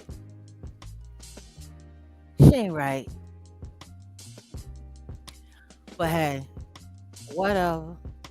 Yeah. I tell you about people need to stop believing everything that you see and understand that these people hate me for a very good reason, because I know how they operate and I know what they do. And that's why they need people to try to believe that I'm crazy, to try to believe that I'm paranoid, to think that I'm a liar, whoopty-whoopty-woo, because I'm telling y'all the straight up truth. And it's sad because there's a lot of people that don't even want to believe me, because they want to believe that these people are people. These people are weird. Jag, you're effing up the program, and that's I've been speaking on this since 2010. I have an album called Program, and at the end of it I talk about effing up the program. And I think when you start basically shattering the illusion, yeah, of course you're just gonna have some enemies. You're gonna have some people that you're gonna be after. You know what it feels like? Telling a girl who's in love with a piece of crap what he's really like. That's what it's like. Because that girl don't want to believe it. You know, or a good guy who gets with a hoe or a narcissist. I mean, yeah. And you know, and they don't want to believe you when you touch it. That's what it's like. Yeah. That's what it's like. But yeah,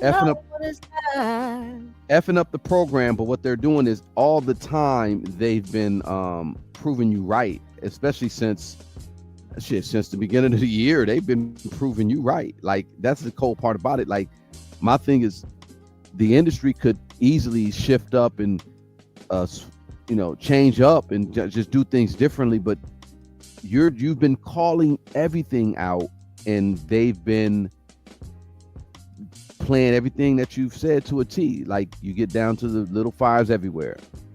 You said it, and then I gave them the names of the line of succession of how they was running they whole spiel.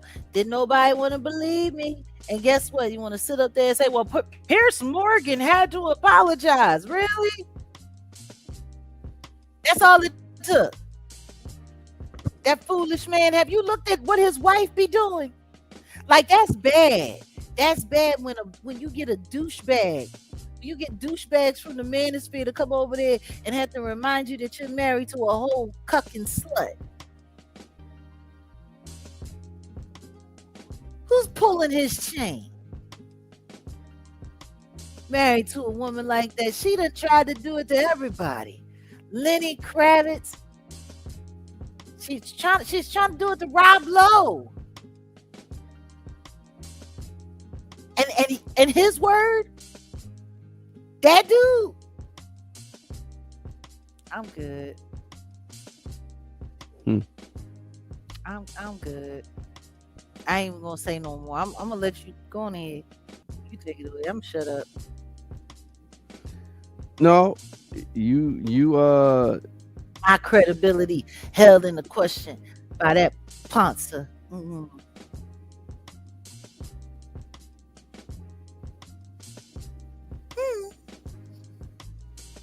Yeah, they're mad because shoot, right now, like I said, their stuff isn't working. The spell upon the people doesn't work, and for these people to come out and do this, and I guess Kanye, when he announced that he was going on tour early this month, and then he sold his tickets, the gas prices were still at a decent level. Now gas is I don't think it have anything $680 a gallon. I don't think it have anything to do with gas, because let's just be honest, those people were sitting outside of his store to buy them ridiculous ass shoes for ridiculous amounts of money. Kanye people come out of pocket, man. Kanye people come out of pocket, man. That's what they do.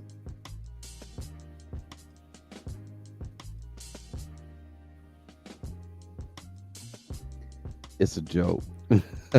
These people are going to support. They're going to support Kanye all day. I get that, but I just find it funny. I was just saying how the Carters are, they're what do you call it? It's the timing.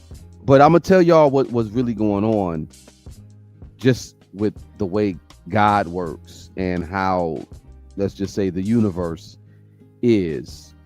You reap what you sow. So if you've been a good person, you'll pretty much get what you've been putting out. But you got a lot of people who have been, just doing a whole bunch of fuck shit and been getting away with it. The time of that is done. Like, you can't hold off or put off the karma, and karma just basically translates to life work. That's pretty much what it translates to. So you're getting whatever you put out, you're getting back, and that's what's going on right now. A lot of people are just getting back what it is that they've been putting out. There's a rumor that behind the scenes that Jay-Z is he owes someone $35 million, and they're coming to collect, and it's some stuff that's about to pop off. Yeah. I'm even say this. Someone there's somebody that's been on Jay-Z's head with this on Twitter. They said they called him hypocrite Hove, right? They said despite his performative alliance with the Democratic Party, Jay-Z is secretly a Trump supporter. I don't know if we want to go there, but I definitely want to talk about this. Sure. Let's go there. Not only was his CEO Desiree Perez pardoned by Trump, not only did they sit down and have dinner with Trump's daughter and Jared Kushner just a couple days before they lost their bid on that casino. Yeah.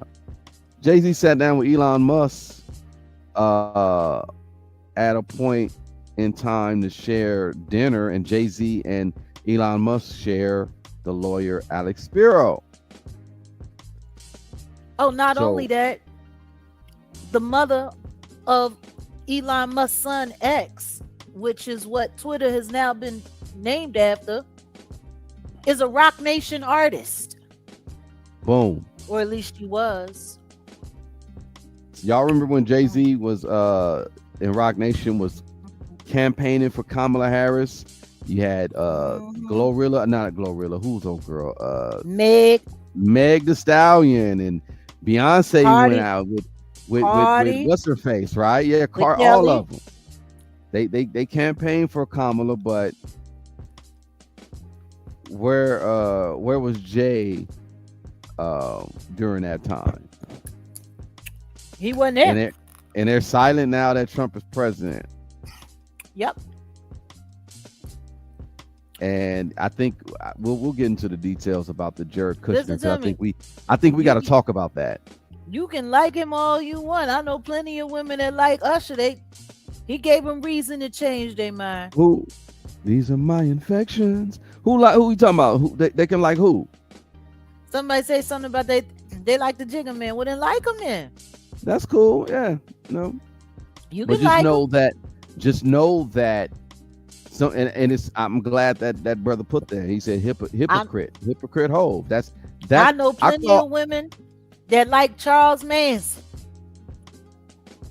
I call these men that like on yourself. That's all. I call these men that like Jay-Z homosexuals, because no matter what, I got dogged out on Twitter this week for talking about how Jay is a crack dealer who made it, and but the people that he made it off the back. Yeah, he made it off the backs of people. And you got a bunch of people.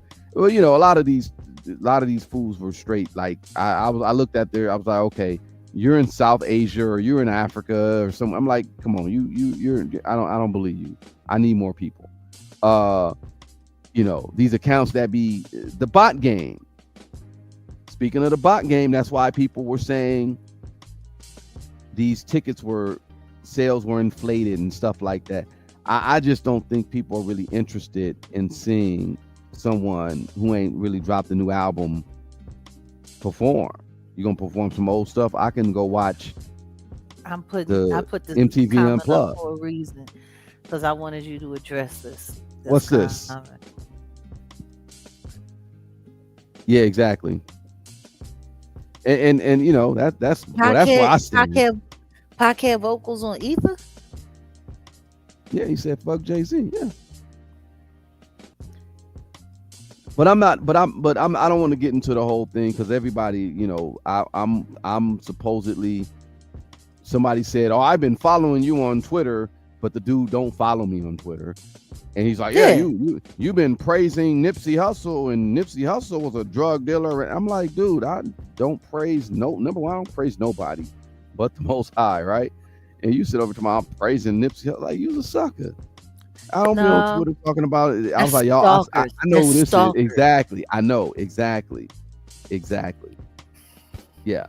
So you got people on here that's like trying to label me a Jay hater. I'm like, nah, I just don't like the BS. And what if you were? And what if you were? I mean, if I was, I was. But no, that's what I want to know. No, that's what I'm trying to understand. And what if you were?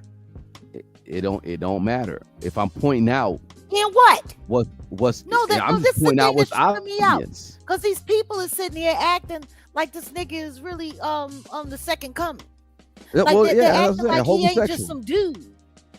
No, they acting like he ain't just some dude. We're all entitled to love and hate whoever we choose. My thing is who runs around collect? Stop. Stop. I wish everybody that was mentioned in the Epstein files got the same energy. Let's keep it a buck. Matter of fact, let me go back. Rewind. You like Jay-Z? You like them Epstein files too? Apparently. Because see, while we're talking about all of these things, that's the one thing ain't nobody talking about.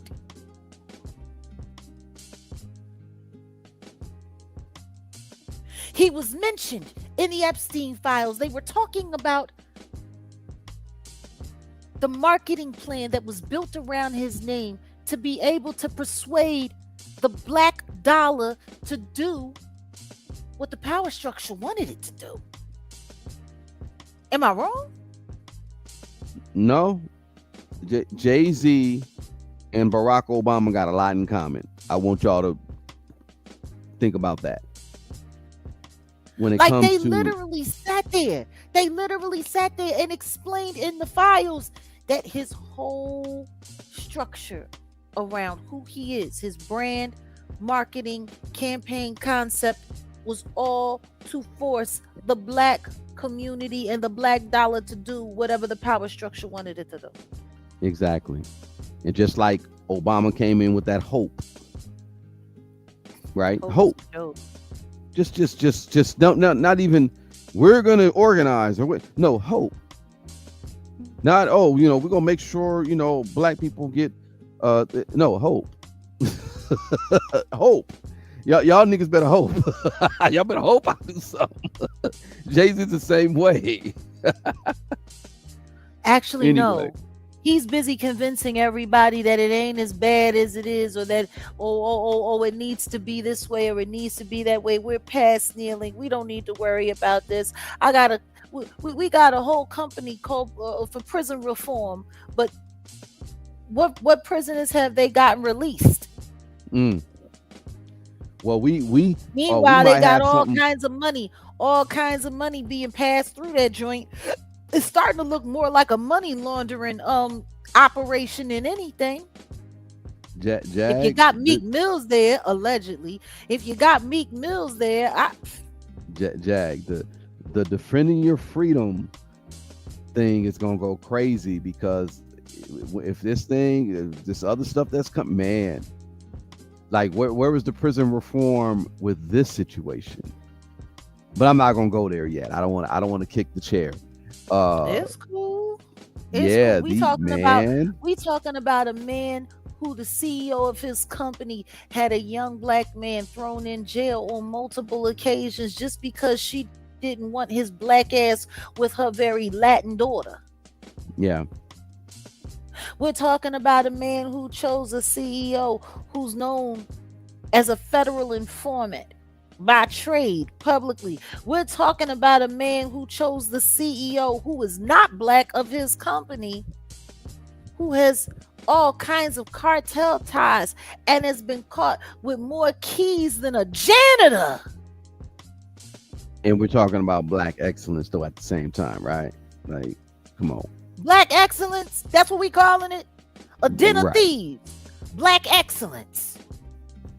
But what's worse than that is that her own daughter called her out in front of the whole world. And people are still supporting this company. Y'all need to check right here on the Jaguar Right Effect, Defending Your Freedom, and listen to what Desiree Perez's daughter had to say in her own words with the receipts attached.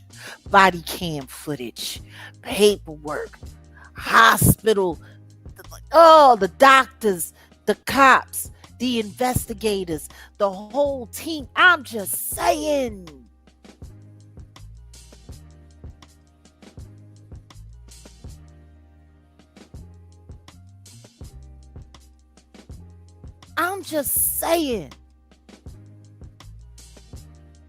This is what people are worried about supporting. And let's not talk about Rihanna. Oh, shoot. Because Rihanna has been handled by the Jigga Man for many, many years.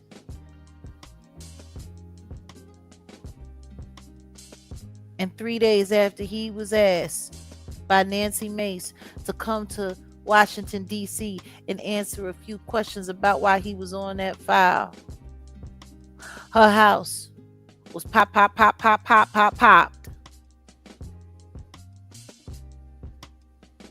And they're still lying. Because the one thing they ain't talking about that the cops was talking about was the fact that there was a man in the car, and it was a man that popped off that rifle. And that Ivana Ortiz was the getaway driver. And somehow in a Tesla where they can control the brakes, and they were able to see that the man was in the car because they were using the cameras inside the Tesla to view who was in the car. They still ain't found this man. Meanwhile, you got Justin Bieber ready to fist fight Usher at the Jigga Man's Oscar party that they're now doing in place of the diddler, since he's indisposed.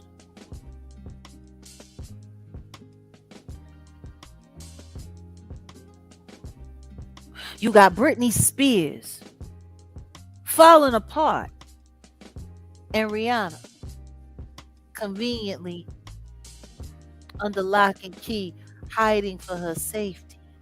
And all of them were mentioned in the Epstein files.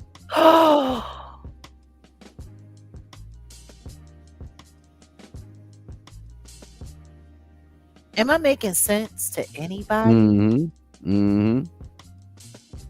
Because like I said, I'm really starting to think that incident at Rihanna's house was nothing more than an elaborate getaway plan.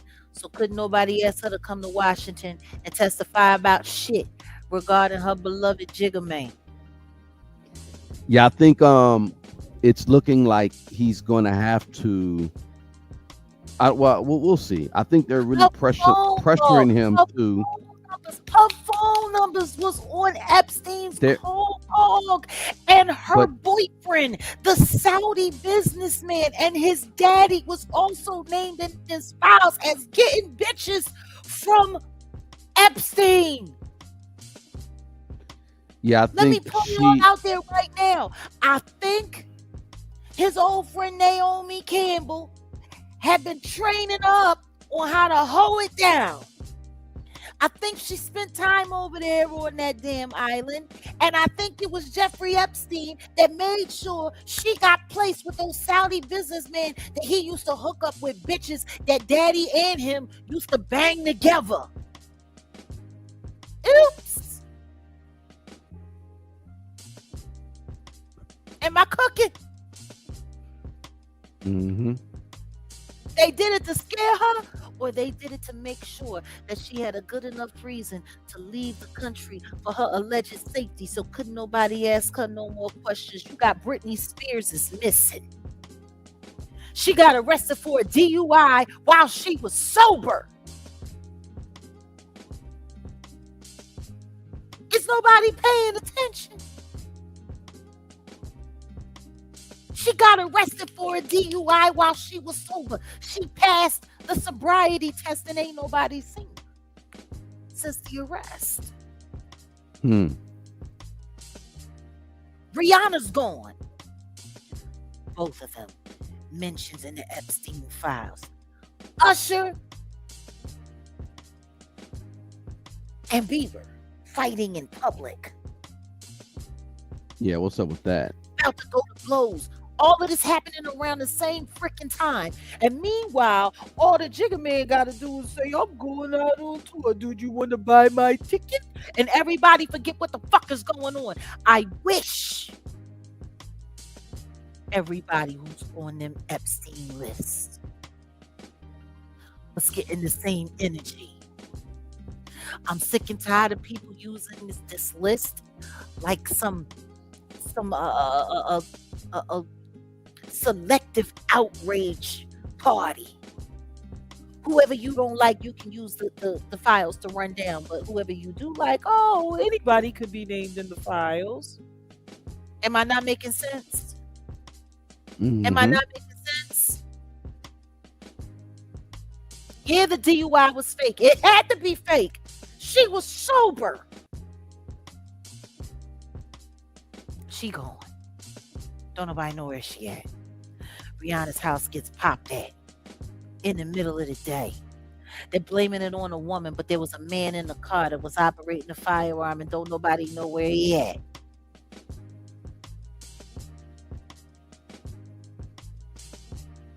If they're calling the Jigga Man in to ask him questions regarding all of his many mentions in the Epstein files. You don't think they're going to start asking artists that he's been working with who also come up in the files? Because Rihanna's on the call list, 2 different phone numbers, both belonging to her. Is nobody not hearing what I'm saying? Rihanna was with that Saudi business dude who, by the way, used to kick it with Naomi Campbell too, who Rihanna was up under her wing, who we all know had ties to Epstein because she was on his plane a bazillion times and was cool with Ghislaine. Are we also forgetting that I told y'all on several occasions that I watched Naomi Campbell walking in and out of Hollywood house parties where there were minor girls there that she was wrangling around, introducing the men? Did I not tell y'all about Robin Thicke? Like I'm and his daddy Alan. I'm just saying, am I not making sense?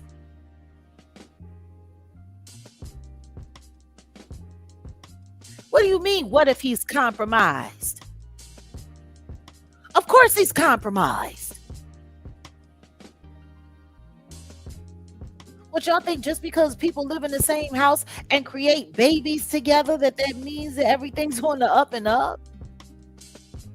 Jay-Z is his friend, his mentor, and both of their spiritual advisors are heavy in the occult. Marina Abramovich and Michelle Lammy. Are we not following? Yeah, they had no warrant for Naomi and ain't nobody heard nothing. I know. I just find it kind of interesting that Rihanna and Britney Spears are both off the radar. Can't nobody really say where they are at this point in time, where the both of their names was being attached to and getting blown up in the Epstein files.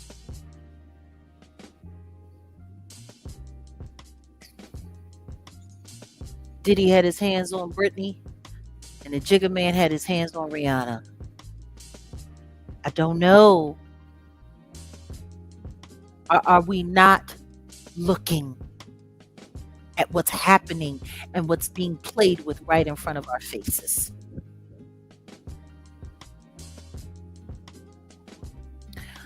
That's all I got to say. I'm gonna let you go on with it. No, I mean, you said it all. You said a lot. You said enough. I just don't want people to forget either. Like, there's a whole. I think a lot of people are remembering, and yeah, they're not going to support that whole Yankee Stadium thing. It's not going to be an event to go see, and it's going to sell out. Like Kanye's event is going to be something where it's like, yeah, I know that's going to be crazy. It's about 2 weeks. It'll be crazy. The Roots picnic, it's.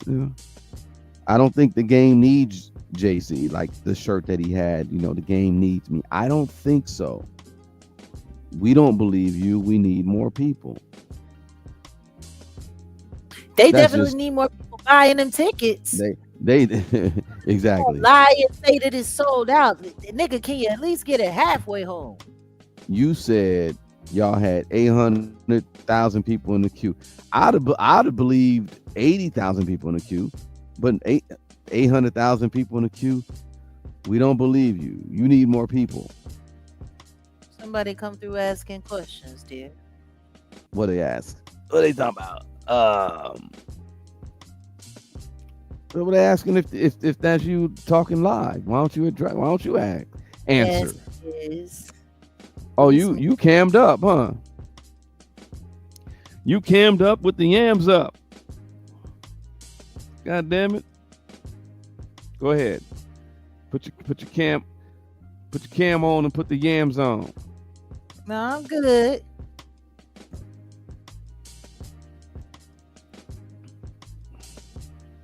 Where all the people at that what? that said that. What? Yeah, that is a question. That's a good question. Where are all the people? Where are all the people that said that you wasn't right? Oh, they're all running around making videos about me, saying I'm a scam artist, calling me a thief and a liar. Every time something true that I say pop up, next thing you know, I'm a liar. I tell the truth, she a lie. Yeah.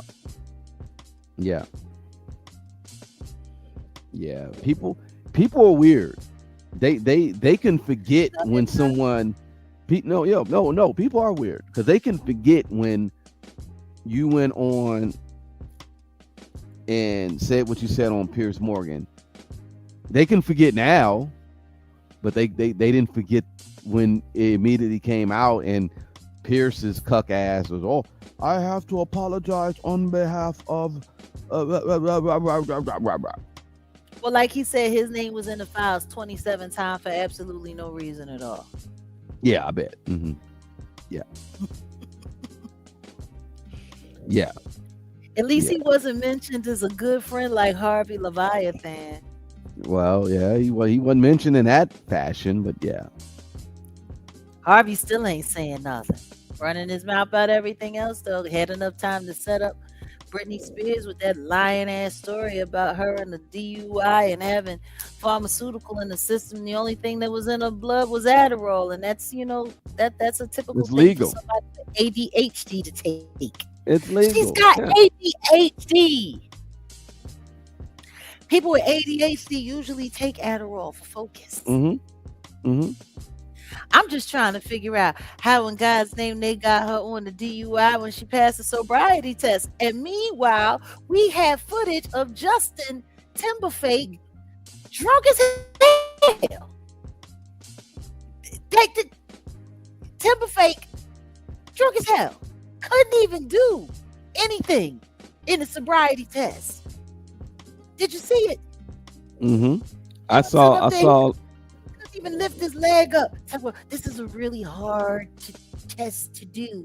Meanwhile, they're sitting here putting a fake DUI on Britney, and she passed hers. Can you imagine how messed up Justin had to be if Britney Spears could pass a sobriety test, but he could? Well, Justin is getting his karma for the Janet Jackson shit that happened 20. How many years ago was this? About 20 years ago. 23 years ago. Yeah. 20 years ago. Oh. Well, no, not 20. Almost 15, right? Something like that. Giovanni we were at the house in Voorhees. So, and that was before we left. So it's like 2004, 2005.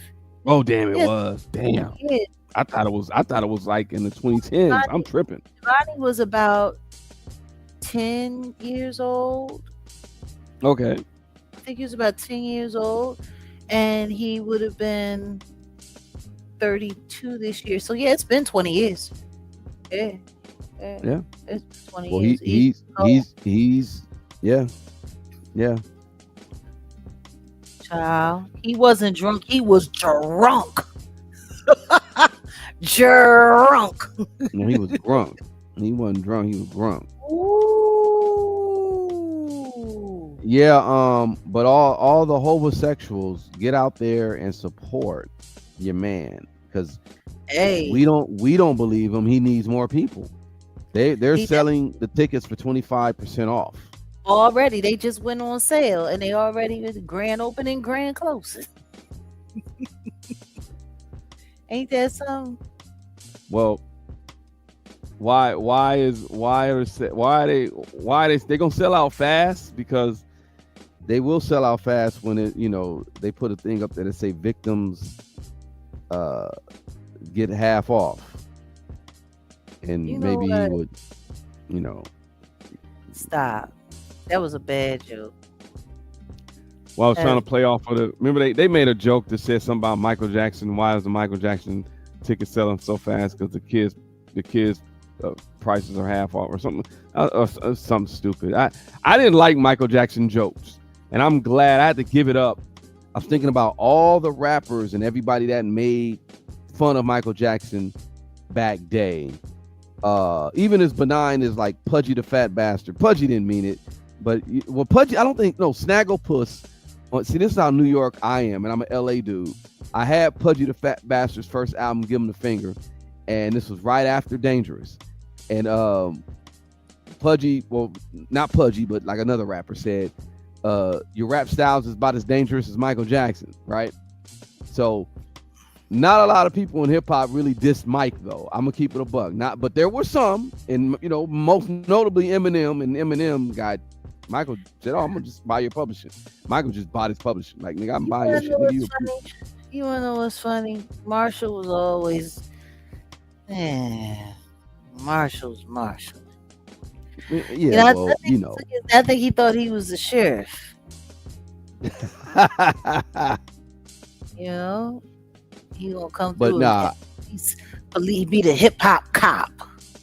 But nah, the stuff that they tried to put on Mike, and now that you see these Epstein files and you see Mike was really trying to help the kids. That's why he had Neverland.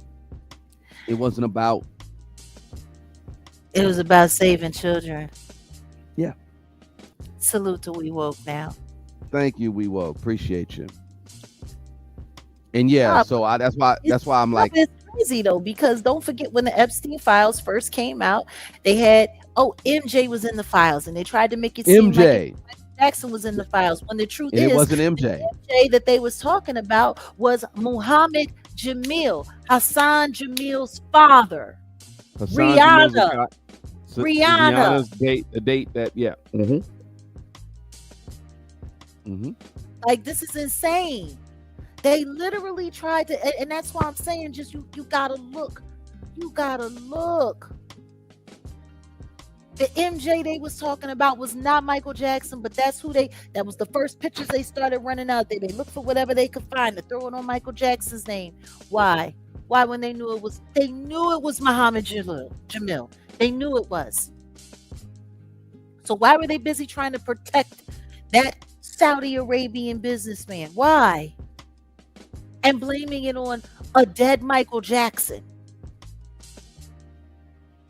Muhammad Jamil is very much so alive. And his son, Hassan Jamil, was very much so attached to Rihanna, which is very much so attached to the Jigga Man. It's all there. Mm-hmm. Ugh. It just pisses me off. It pisses me off.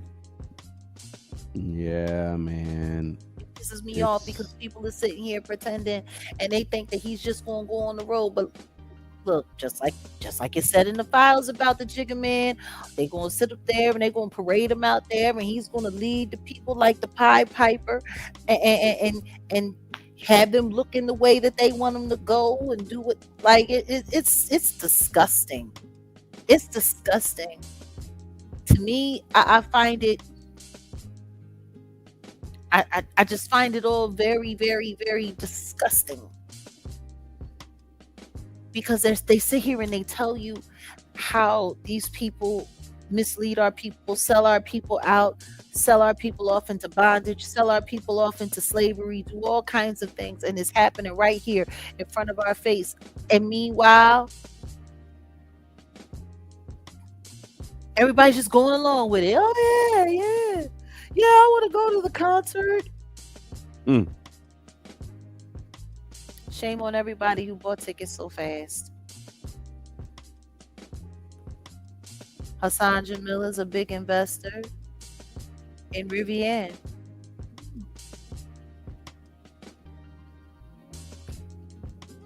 And people wonder how Rihanna was able to pull off her little fashion empire. Sounds like a reward. Funny thing about it is it wasn't even her money. Wasn't even her money. Carla must be starting from the beginning. Salute to Carla. Yeah, she comes in late sometimes. Shout out to her. Shout Yeah, out. she's like talking about the roaches. Look at all these roaches. That's where we began. But I was trying to walk it up to make it make sense because I wanted to talk about the Shaka Khan. And if you guys aren't members of the Patreon, it's patreon.com/Jaguar, right? Definitely become a member. We have conversations over there where YouTube doesn't allow us to really go deeper. So this this Wednesday, we normally do them Wednesdays and Sundays, but this Wednesday, I'm a share some information. I want Jag's like just visceral reaction to what it is that I got to say, because that's the reason why I talked about what I talked about earlier. We played a video earlier of Shaka Khan. So see what Special talking about? Special's one of our Patreon. You see what Special talking about? Remember the last time we got to talking about Rihanna and we started taking a trip down social media memory lane. Yeah. Oh yeah. That went crazy. So if you Rivian and Tesla. That's interesting. Rihanna's ex-boyfriend is involved in that. In that Rivian? Rivian. Mm-hmm.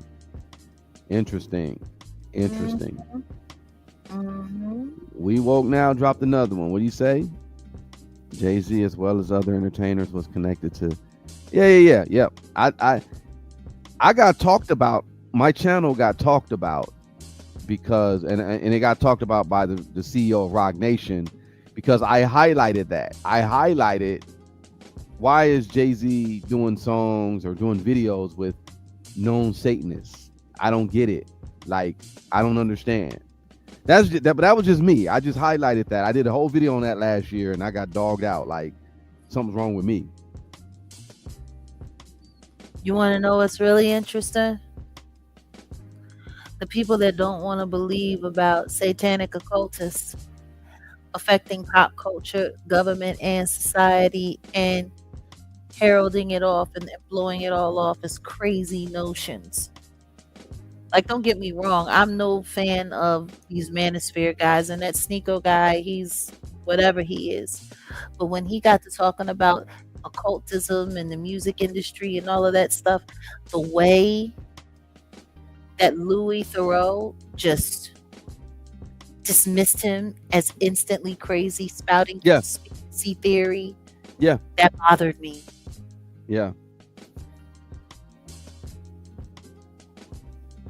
That bothered me because it said to me,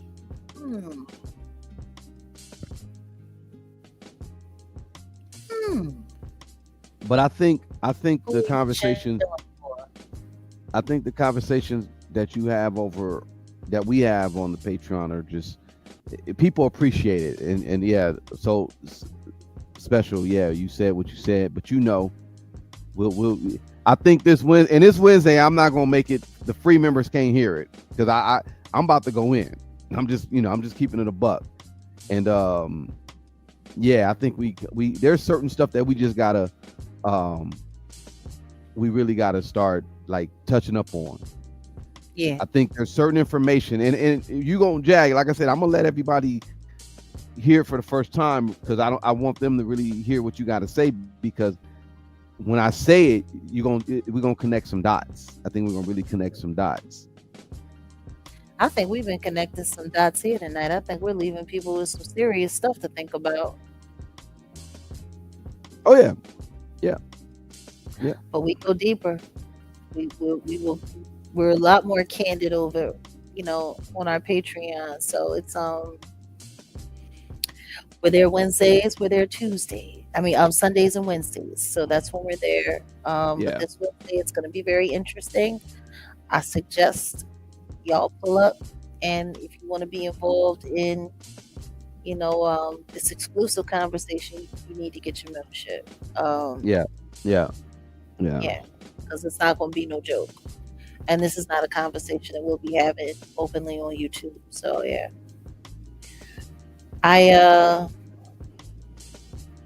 I'm so ready to start calling people out,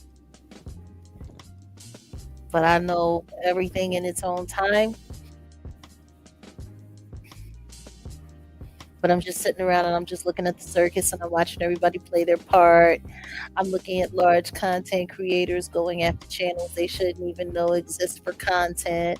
We're watching content creators getting involved in fake lawsuits, playing with the court system, watching content creators create fake stories, lying on other people just for clicks and views and misdirection. Like, there's so much wild stuff going on these streets, but ain't nobody talking about what's really happening right in front of their face. And maybe that's the point. Maybe that's why they're doing everything that they're doing, to avoid having conversations like these. Because I don't care what nobody say. As the time goes by, and the more I see and the more I look, I really, really, really do not believe. Yes, yes, Brandon. They need to read the Epstein files. They need to read them. They was sitting up there. They deleted 65,000 of them, and come to find out, they only released half. Oh, and I got worried about the other. Oh man, when people get when we get the rest, it's not even. It's funny, like they say, the same thing will make you laugh and make you cry. It's funny, not funny. Ha ha. Yeah. Like, for real. Like, I'm ready to start putting up posts. Just like, if you've seen these files, if you know anything that happened in the files, you know the people that have been mentioned in the files have either been victimized or are they're the predators. Oh crap! I'm over here tripping. Salute, guest clue. I'm tripping. I need to do something over here with the Patreon. Give me 1 second. What's going on? I need to do something. No, I'm over here. I'm slipping like a bad transmission. That's all. That's what's going on. Okay. I'm supposed to do something. That's okay. I don't understand how people can know some of the things that they've seen in these files, some of the things that they've heard about in these files, and feel comfortable buying tickets. Like, are you kidding me? You want to buy tickets? Oh, you done changed the thing? Okay. Go ahead, do your thing. Yeah. People buying tickets. These people, like I said, homosexuals. That's what I'm calling them. It's insane. People going to B2K concerts, not realizing that they looking at a bunch of victims. As I said, it ain't B2K, it's V2K. Victims for life. 2,000 victims. Like, it's crazy to me. Like, people literally just get so caught up in all of this stuff that they I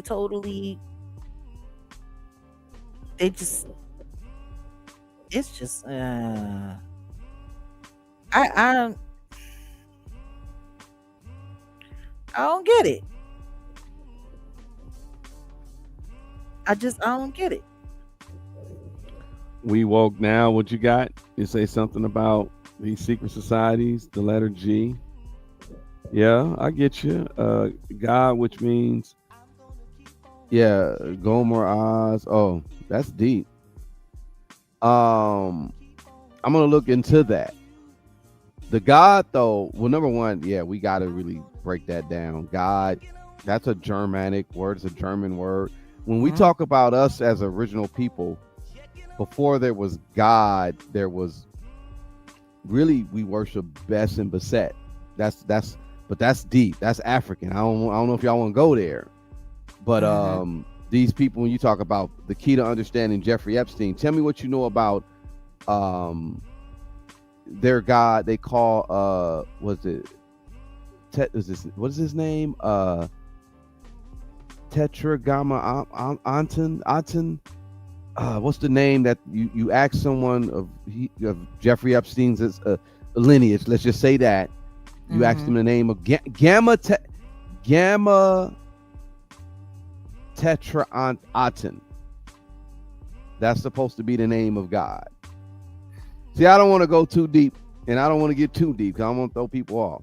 But when you said that this is the key to understanding Jeffrey Epstein, and you said the G and the O, and I got you. I definitely understand where you're coming from. But I think that's a Patreon conversation. It'll rub some people the wrong way if I really start going in on this shit. And before we get too far, we will thank you for your contributions tonight. I just want to shout out everybody who sent the super chat tonight. Alina's Holistic Refuge, thank you so much. Our guy Michael Archangel is always coming through. Leilani Arrington, appreciate you. And then We Woke brought it on in. Brandon Nesbitt came through again, and We Woke set it all up. Oh, wait a minute. And Carla Turner just dropped. And Carla Turner. Always coming through. Salute. We appreciate y'all for real. We appreciate you. So, I don't know. It's been an interesting night. Where do we leave this night? I mean, we are. Brandon.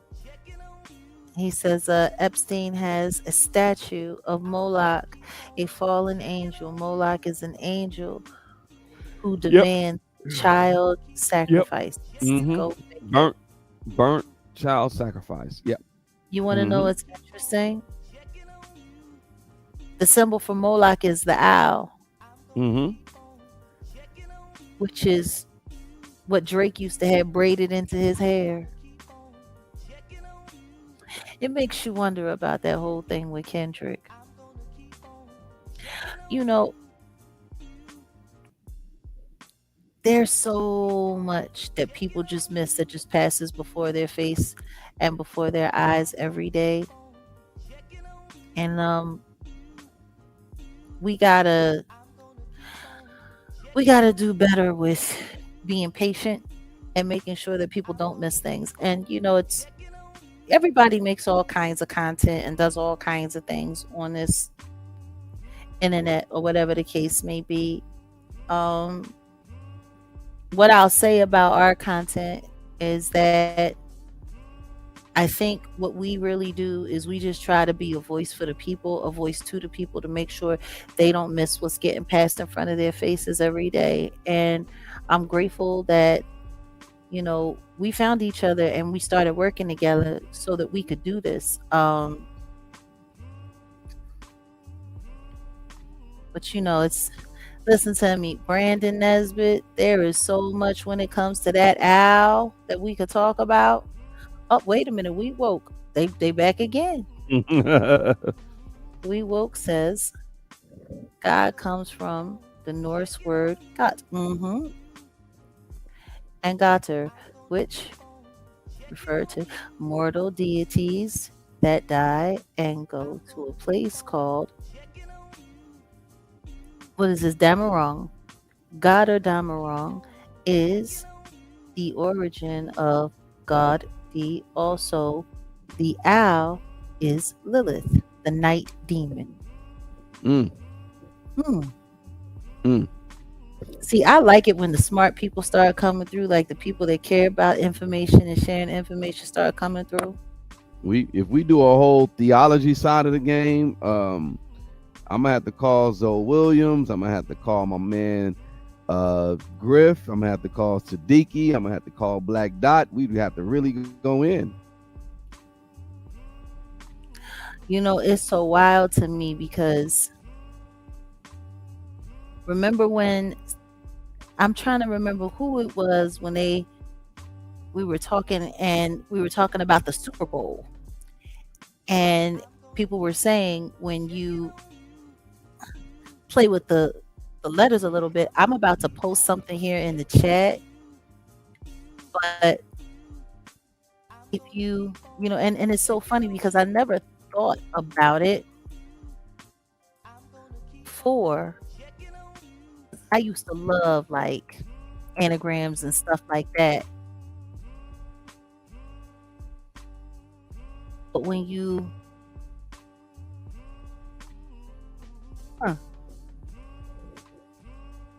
I just put something in the chat, guys. Yep.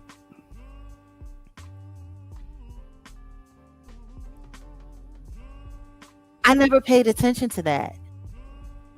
Super Bowl. Superb. Ow. Yep. And then when you think about the halftime shows, some of the symbolism and all of the wild stuff, like I don't think people really understand. Like all of these ceremonies where, you know, and you got to think about it. When you look at the nature of football games, all of that aggression, all of that testosterone, skull crushing up against skulls, bodies, all of that, you know what I mean? Like that, you would never think of it as anything other than just, you know, yeah, let me not say too much. Well, I think that's why having the conversations on Patreon and stuff, having those types of conversations about these, you know, just what people are bringing up about the origin of the word God, even just anagrams and things like that. That's just a different conversation. I don't think that's for the public. So, you know, We could talk about the dollar though.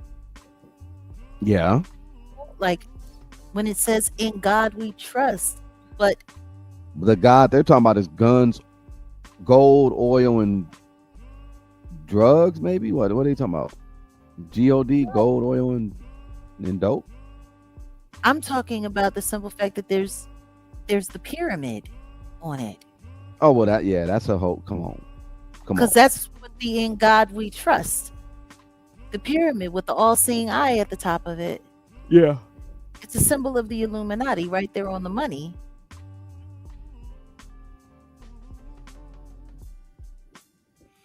On the money. I think that trust is gonna that trust, because that's not real God. That's gonna go away soon. I think us in this country, we got to start really.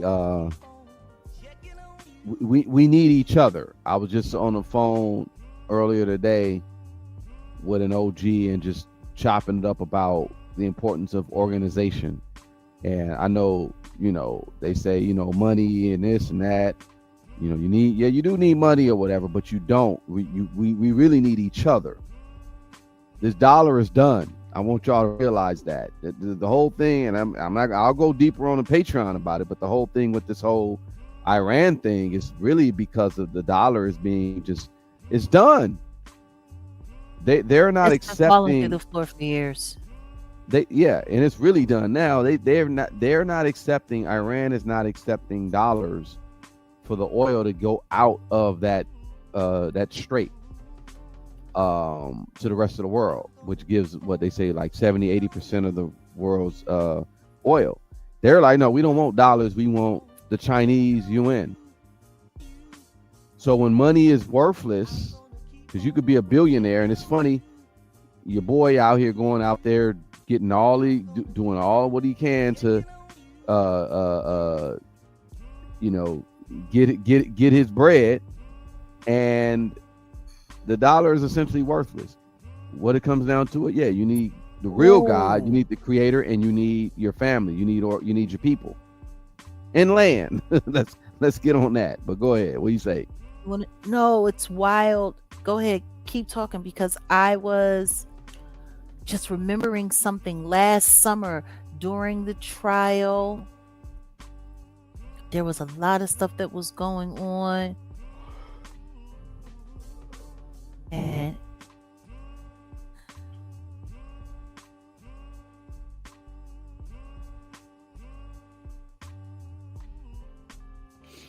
What about the Wait. trial? What about it? No, what are you saying? What about the trial? No, I was just thinking about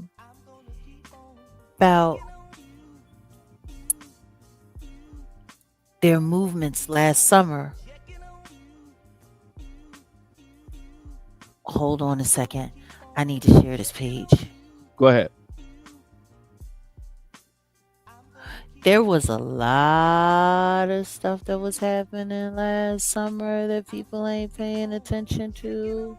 And this was all around the time when they were, because I think this happened right after they lost the casino bid. Okay. Do you remember? They were in the Middle East. They got caught in the Middle East. And then all of these, Beyonce was there. He was there. Remember? Mm-hmm. Don't play the video. I'm not playing the video. No, but look at the headlines. Beyonce moves to divorce Jay-Z, took kids and left for the Middle East. Mm-hmm. Word is things could backfire on Jay-Z, French Montana, Beyonce in the Middle East for Jay-Z leveraging Beyonce again for Dubai deal. I got you. Even the Dave Chappelle shit. Ooh. This weirdo here, Jay-Z and Beyonce under fire, sudden tour, music drops, has people questioning timing. Like, I got yeah. you. See, yeah. That's why we got it. We'll have the deeper. So Patreon, we'll go over there Wednesday and we're gonna talk about. I got where you're going with this, Jag. So I'll start it off with what I'm asking you, but then we can, because it kind of leads to this anyway. It'll lead to where we're talking about what you're saying. I see what you're saying. I see where you're going. Yes, Miss Carla, we got it. We got it. Thank you. No, do you see what I'm saying? That was last summer. After Yeah. they No. lost, I'm telling you. I'm telling you. All right. That's why that's why I say what I say. And I shout out to my OG. I pay attention to a few people who talk about global things. I don't just listen to what they're talking about in local news. Y'all really got to pay attention to global news, and it tells you a lot, because we're like in a fish tank. We're like in an aquarium, and the rest of the world is like a real ass ocean, right? And when the news gets out, and I still don't trust their news sources to a degree, but I think they're more reliable than what we got in the United States, for sure. The world news is so much different.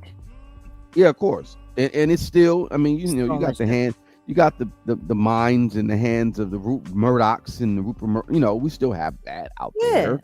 And so, that's why there's agendas and things. Yeah. But what you just laid out in regards to the money game, the money, like I'm telling you, pay attention. And then we got Swiss Beats, which the whole thing was Swiss Beats now. Remember. See, that's why I said we could talk about. We'll go deeper on that.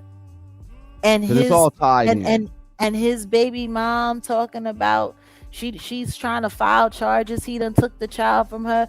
Apparently, they got the little teenage girl getting high on weed and vapes and drinking and all kinds of stuff. Alicia getting all liquored up and getting all weeded up, and they got her hanging on yachts with billionaires. Like, there's a lot of stuff going on. And I'm gonna tie it in, because I'm gonna get ready to get going. I'm gonna tie it into why ICE agents are at these airports now. I'm not pulling stuff out my ass. What you just said about, oh my God. They were getting ready. They were getting ready because they knew something was coming. Which makes me wonder what the hell the Kushners was really doing at that so-called reform dinner in Atlantic City right before they lost the casino bid.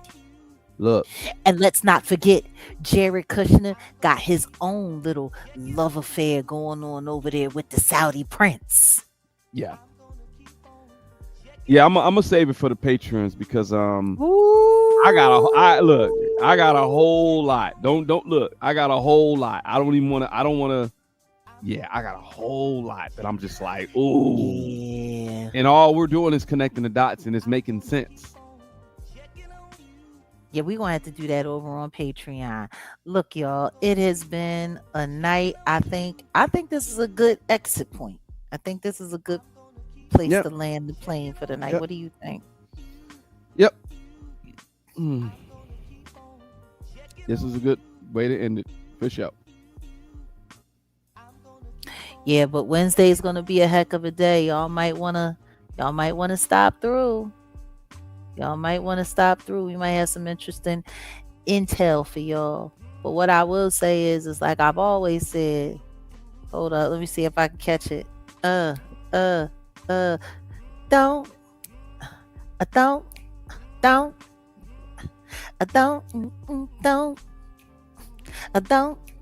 don't believe the hype. Don't believe him. Don't believe him. We don't believe you. You need more people. Oh. And why Yeah. Bill Cosby got to pay somebody $60 million? This is crazy. I'm gonna talk about that too. Look, wait, I'm gonna talk about that too. Remember, who is his wife and who is his wife connected to? Yeah. I'm gonna talk.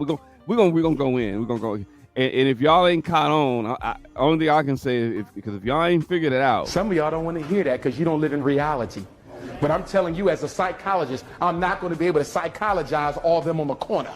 Some of them going to sleep for good. that's my shit. I know, and you know what? You have to be careful playing that because you know these people hate him. You know what I mean? I ain't trying to. Umar is Umar, and I'm gonna do a video on this. Umar is doing the school is opening in 2027. I got word. It's opening in 2027. Well, that's fabulous. Yes. And guess what? I'm sure to some of his early donors from 25 years ago, they can't wait to tell their grandchildren. No, the great grandchildren now. My son done had a son. Anyway, he said better late than never. Better late than never. Yeah. Better late. Salute and congratulations to the donors. Now you have somewhere to send your kids and you can complain about what a terrible job he's doing running it. Because they are so locked into hating on this man. At least he's doing something. That's the problem. People and are that's the going problem. to send the kids to that school just so that they can complain. That's the problem with our people. Job he's doing. At least he's done something. Y'all sitting over here complaining, and he's done something. And it's something that'll live beyond him. That's why I give him his credit. Well, it's something that could live beyond him, all depending on if the taxes get paid. Yeah, fuck the taxes. It's going. Yeah, I look like we got a Marcus Garvey school out here. I used to work. I know the people over. Like, can live forever as long as the state take over. So yeah, y'all talk all that stuff about Umar, and yeah, he's creating something. Don't be over here. Don't be caping for him. Please don't. Please don't. I'm look, a black man at least putting something together. Y'all just running y'all mouth. Y'all ain't talking about nothing. Y'all over here spilling tea. Y'all over here spilling tea. At least he's. No, I'm saying the people that hate him, at least he's putting together something. No, listen. Mountain Dew. They ain't spilling no tea. At least he's trying to put together something. That's all I'm saying. They over here hating, and they ain't doing nothing. They're not organizing and doing nothing. Twerking. They sit over there twerking. And And I'm telling you something, they not done. The second that school is open, you're gonna have some of them weirdos from the Umar sector bringing fake children up in here. They're gonna hire a bunch of midgets to go up in there and do slip and falls. I don't think you understand. No, Lennon Honor's gonna apply to be the janitor. Like that's what's going to happen. He gonna be like, I want the head janitor. And Umar's gonna be like, nigga, you want the head janitor? What you? No.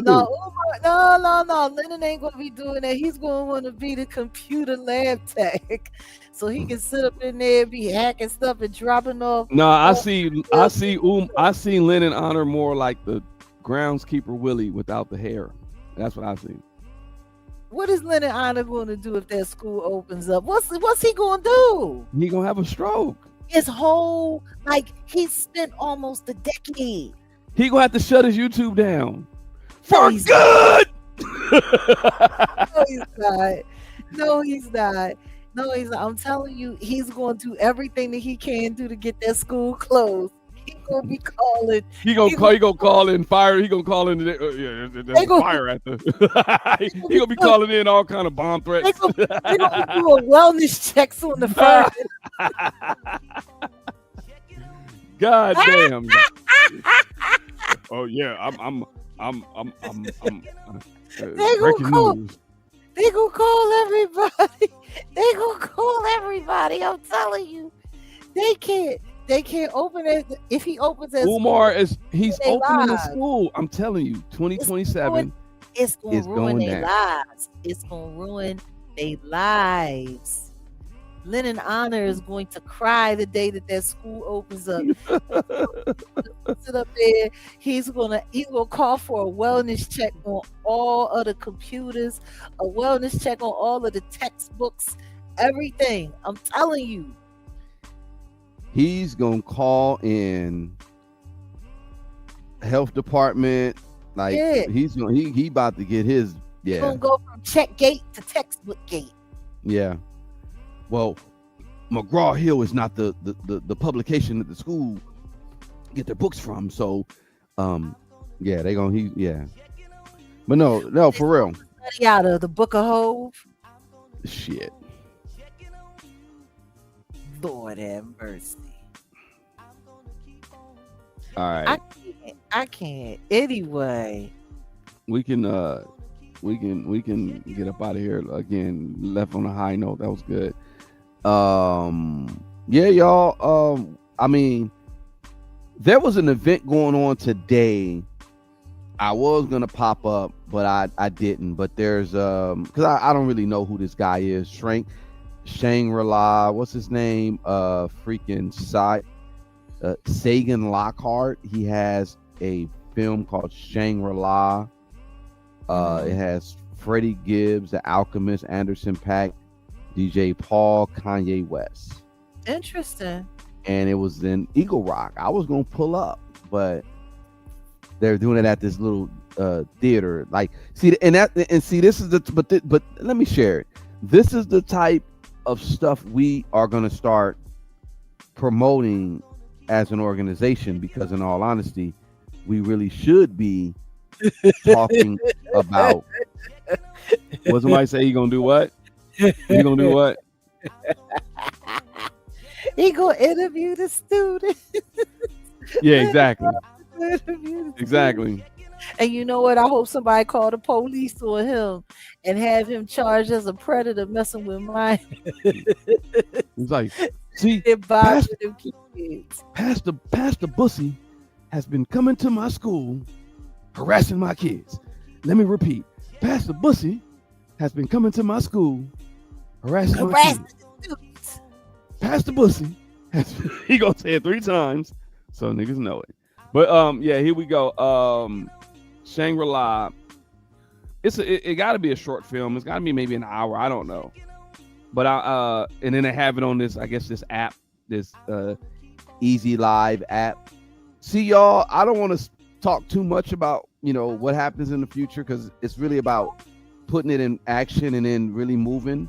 But this is the type of movement we're going to be on, though. It's like, if you are listening right now and you are a filmmaker, you are a producer, you are a rapper, you are a singer, we gonna have a platform to where we can do this. So this situation, it's a documentary. Yeah, exactly. It's gonna happen. But what I'm saying is, I was gonna pull up because I wanted to support, but I really don't know who this guy is. So, I don't be just pulling up anywhere, y'all. Y'all know that. But this says he has a theatrical debut, Shangri-La, documenting the atmosphere and creative process behind Alfredo 2. So yeah, I just wanted to highlight that. I was gonna pull up, but of course I didn't. I say all that to say, as far as what we got for y'all this week coming up. Of course, just keep your notifications on all channels, and there's gonna be some good things happening. That's all I really got to say. Yeah, anything you got to say? Because essentially that's kind of what I was saying. Just like stay tuned, because there's a lot of good things about to pop off. Listen to me.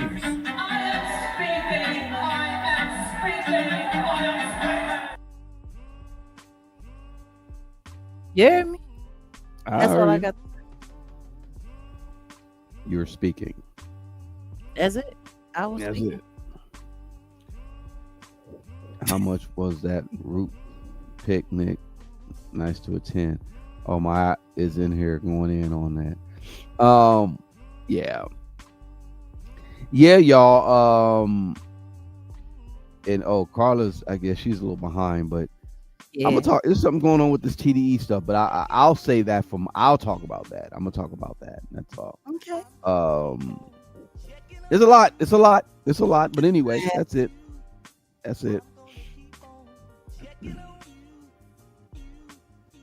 Always a lot happening. So, producer, I'm gonna let you wrap us up. Okay. Well, this has been, of course, this is a collab type of thing, right? Where I do my thing and she does her thing, and we're having everyone here participate. So we'll do a lot more. Get over to the Patreon, Jaguar Right, patreon.com/Jaguar Right, and you can get more in depth, because I'm gonna go more in depth about what I was talking about on Wednesday. We do things Patreon Wednesdays, 3 p.m. 3 p.m. Pacific time on Wednesdays, and then Sundays usually 11 Pacific time, 11 a.m. So yeah, we're pretty much just gonna give it to you raw over there. You know what I mean? This is what we do on the channels here, and it's surface level, not like that, but it's try to give you information, uncommon information that other people are really not talking about. But over there, we really go in. That's all I got to say. And I'll have the set. I got the set in the West Patreon. I ain't nothing going on. I just focusing on getting the family together over here. So yeah, trust me, the mainstream and all these other people, they talking about stuff. It's surface. It ain't even really. They gonna talk about what they're gonna talk about, and it's not always surface. Sometimes it's just misdirection. Sometimes it's just a bunch of crap just to keep you involved, and that's why we move the way we move, because it's our job to poke through all of that and make sure that you can see it for what it actually is. Exactly. Yeah, so that's what it is. We appreciate every listen, every ear. You hear us, you see us. We appreciate you. Definitely share, like, all that good stuff. If you're not subscribed, please subscribe. We appreciate it. And that's pretty much it. We are out. Wolf gang, where you at, man?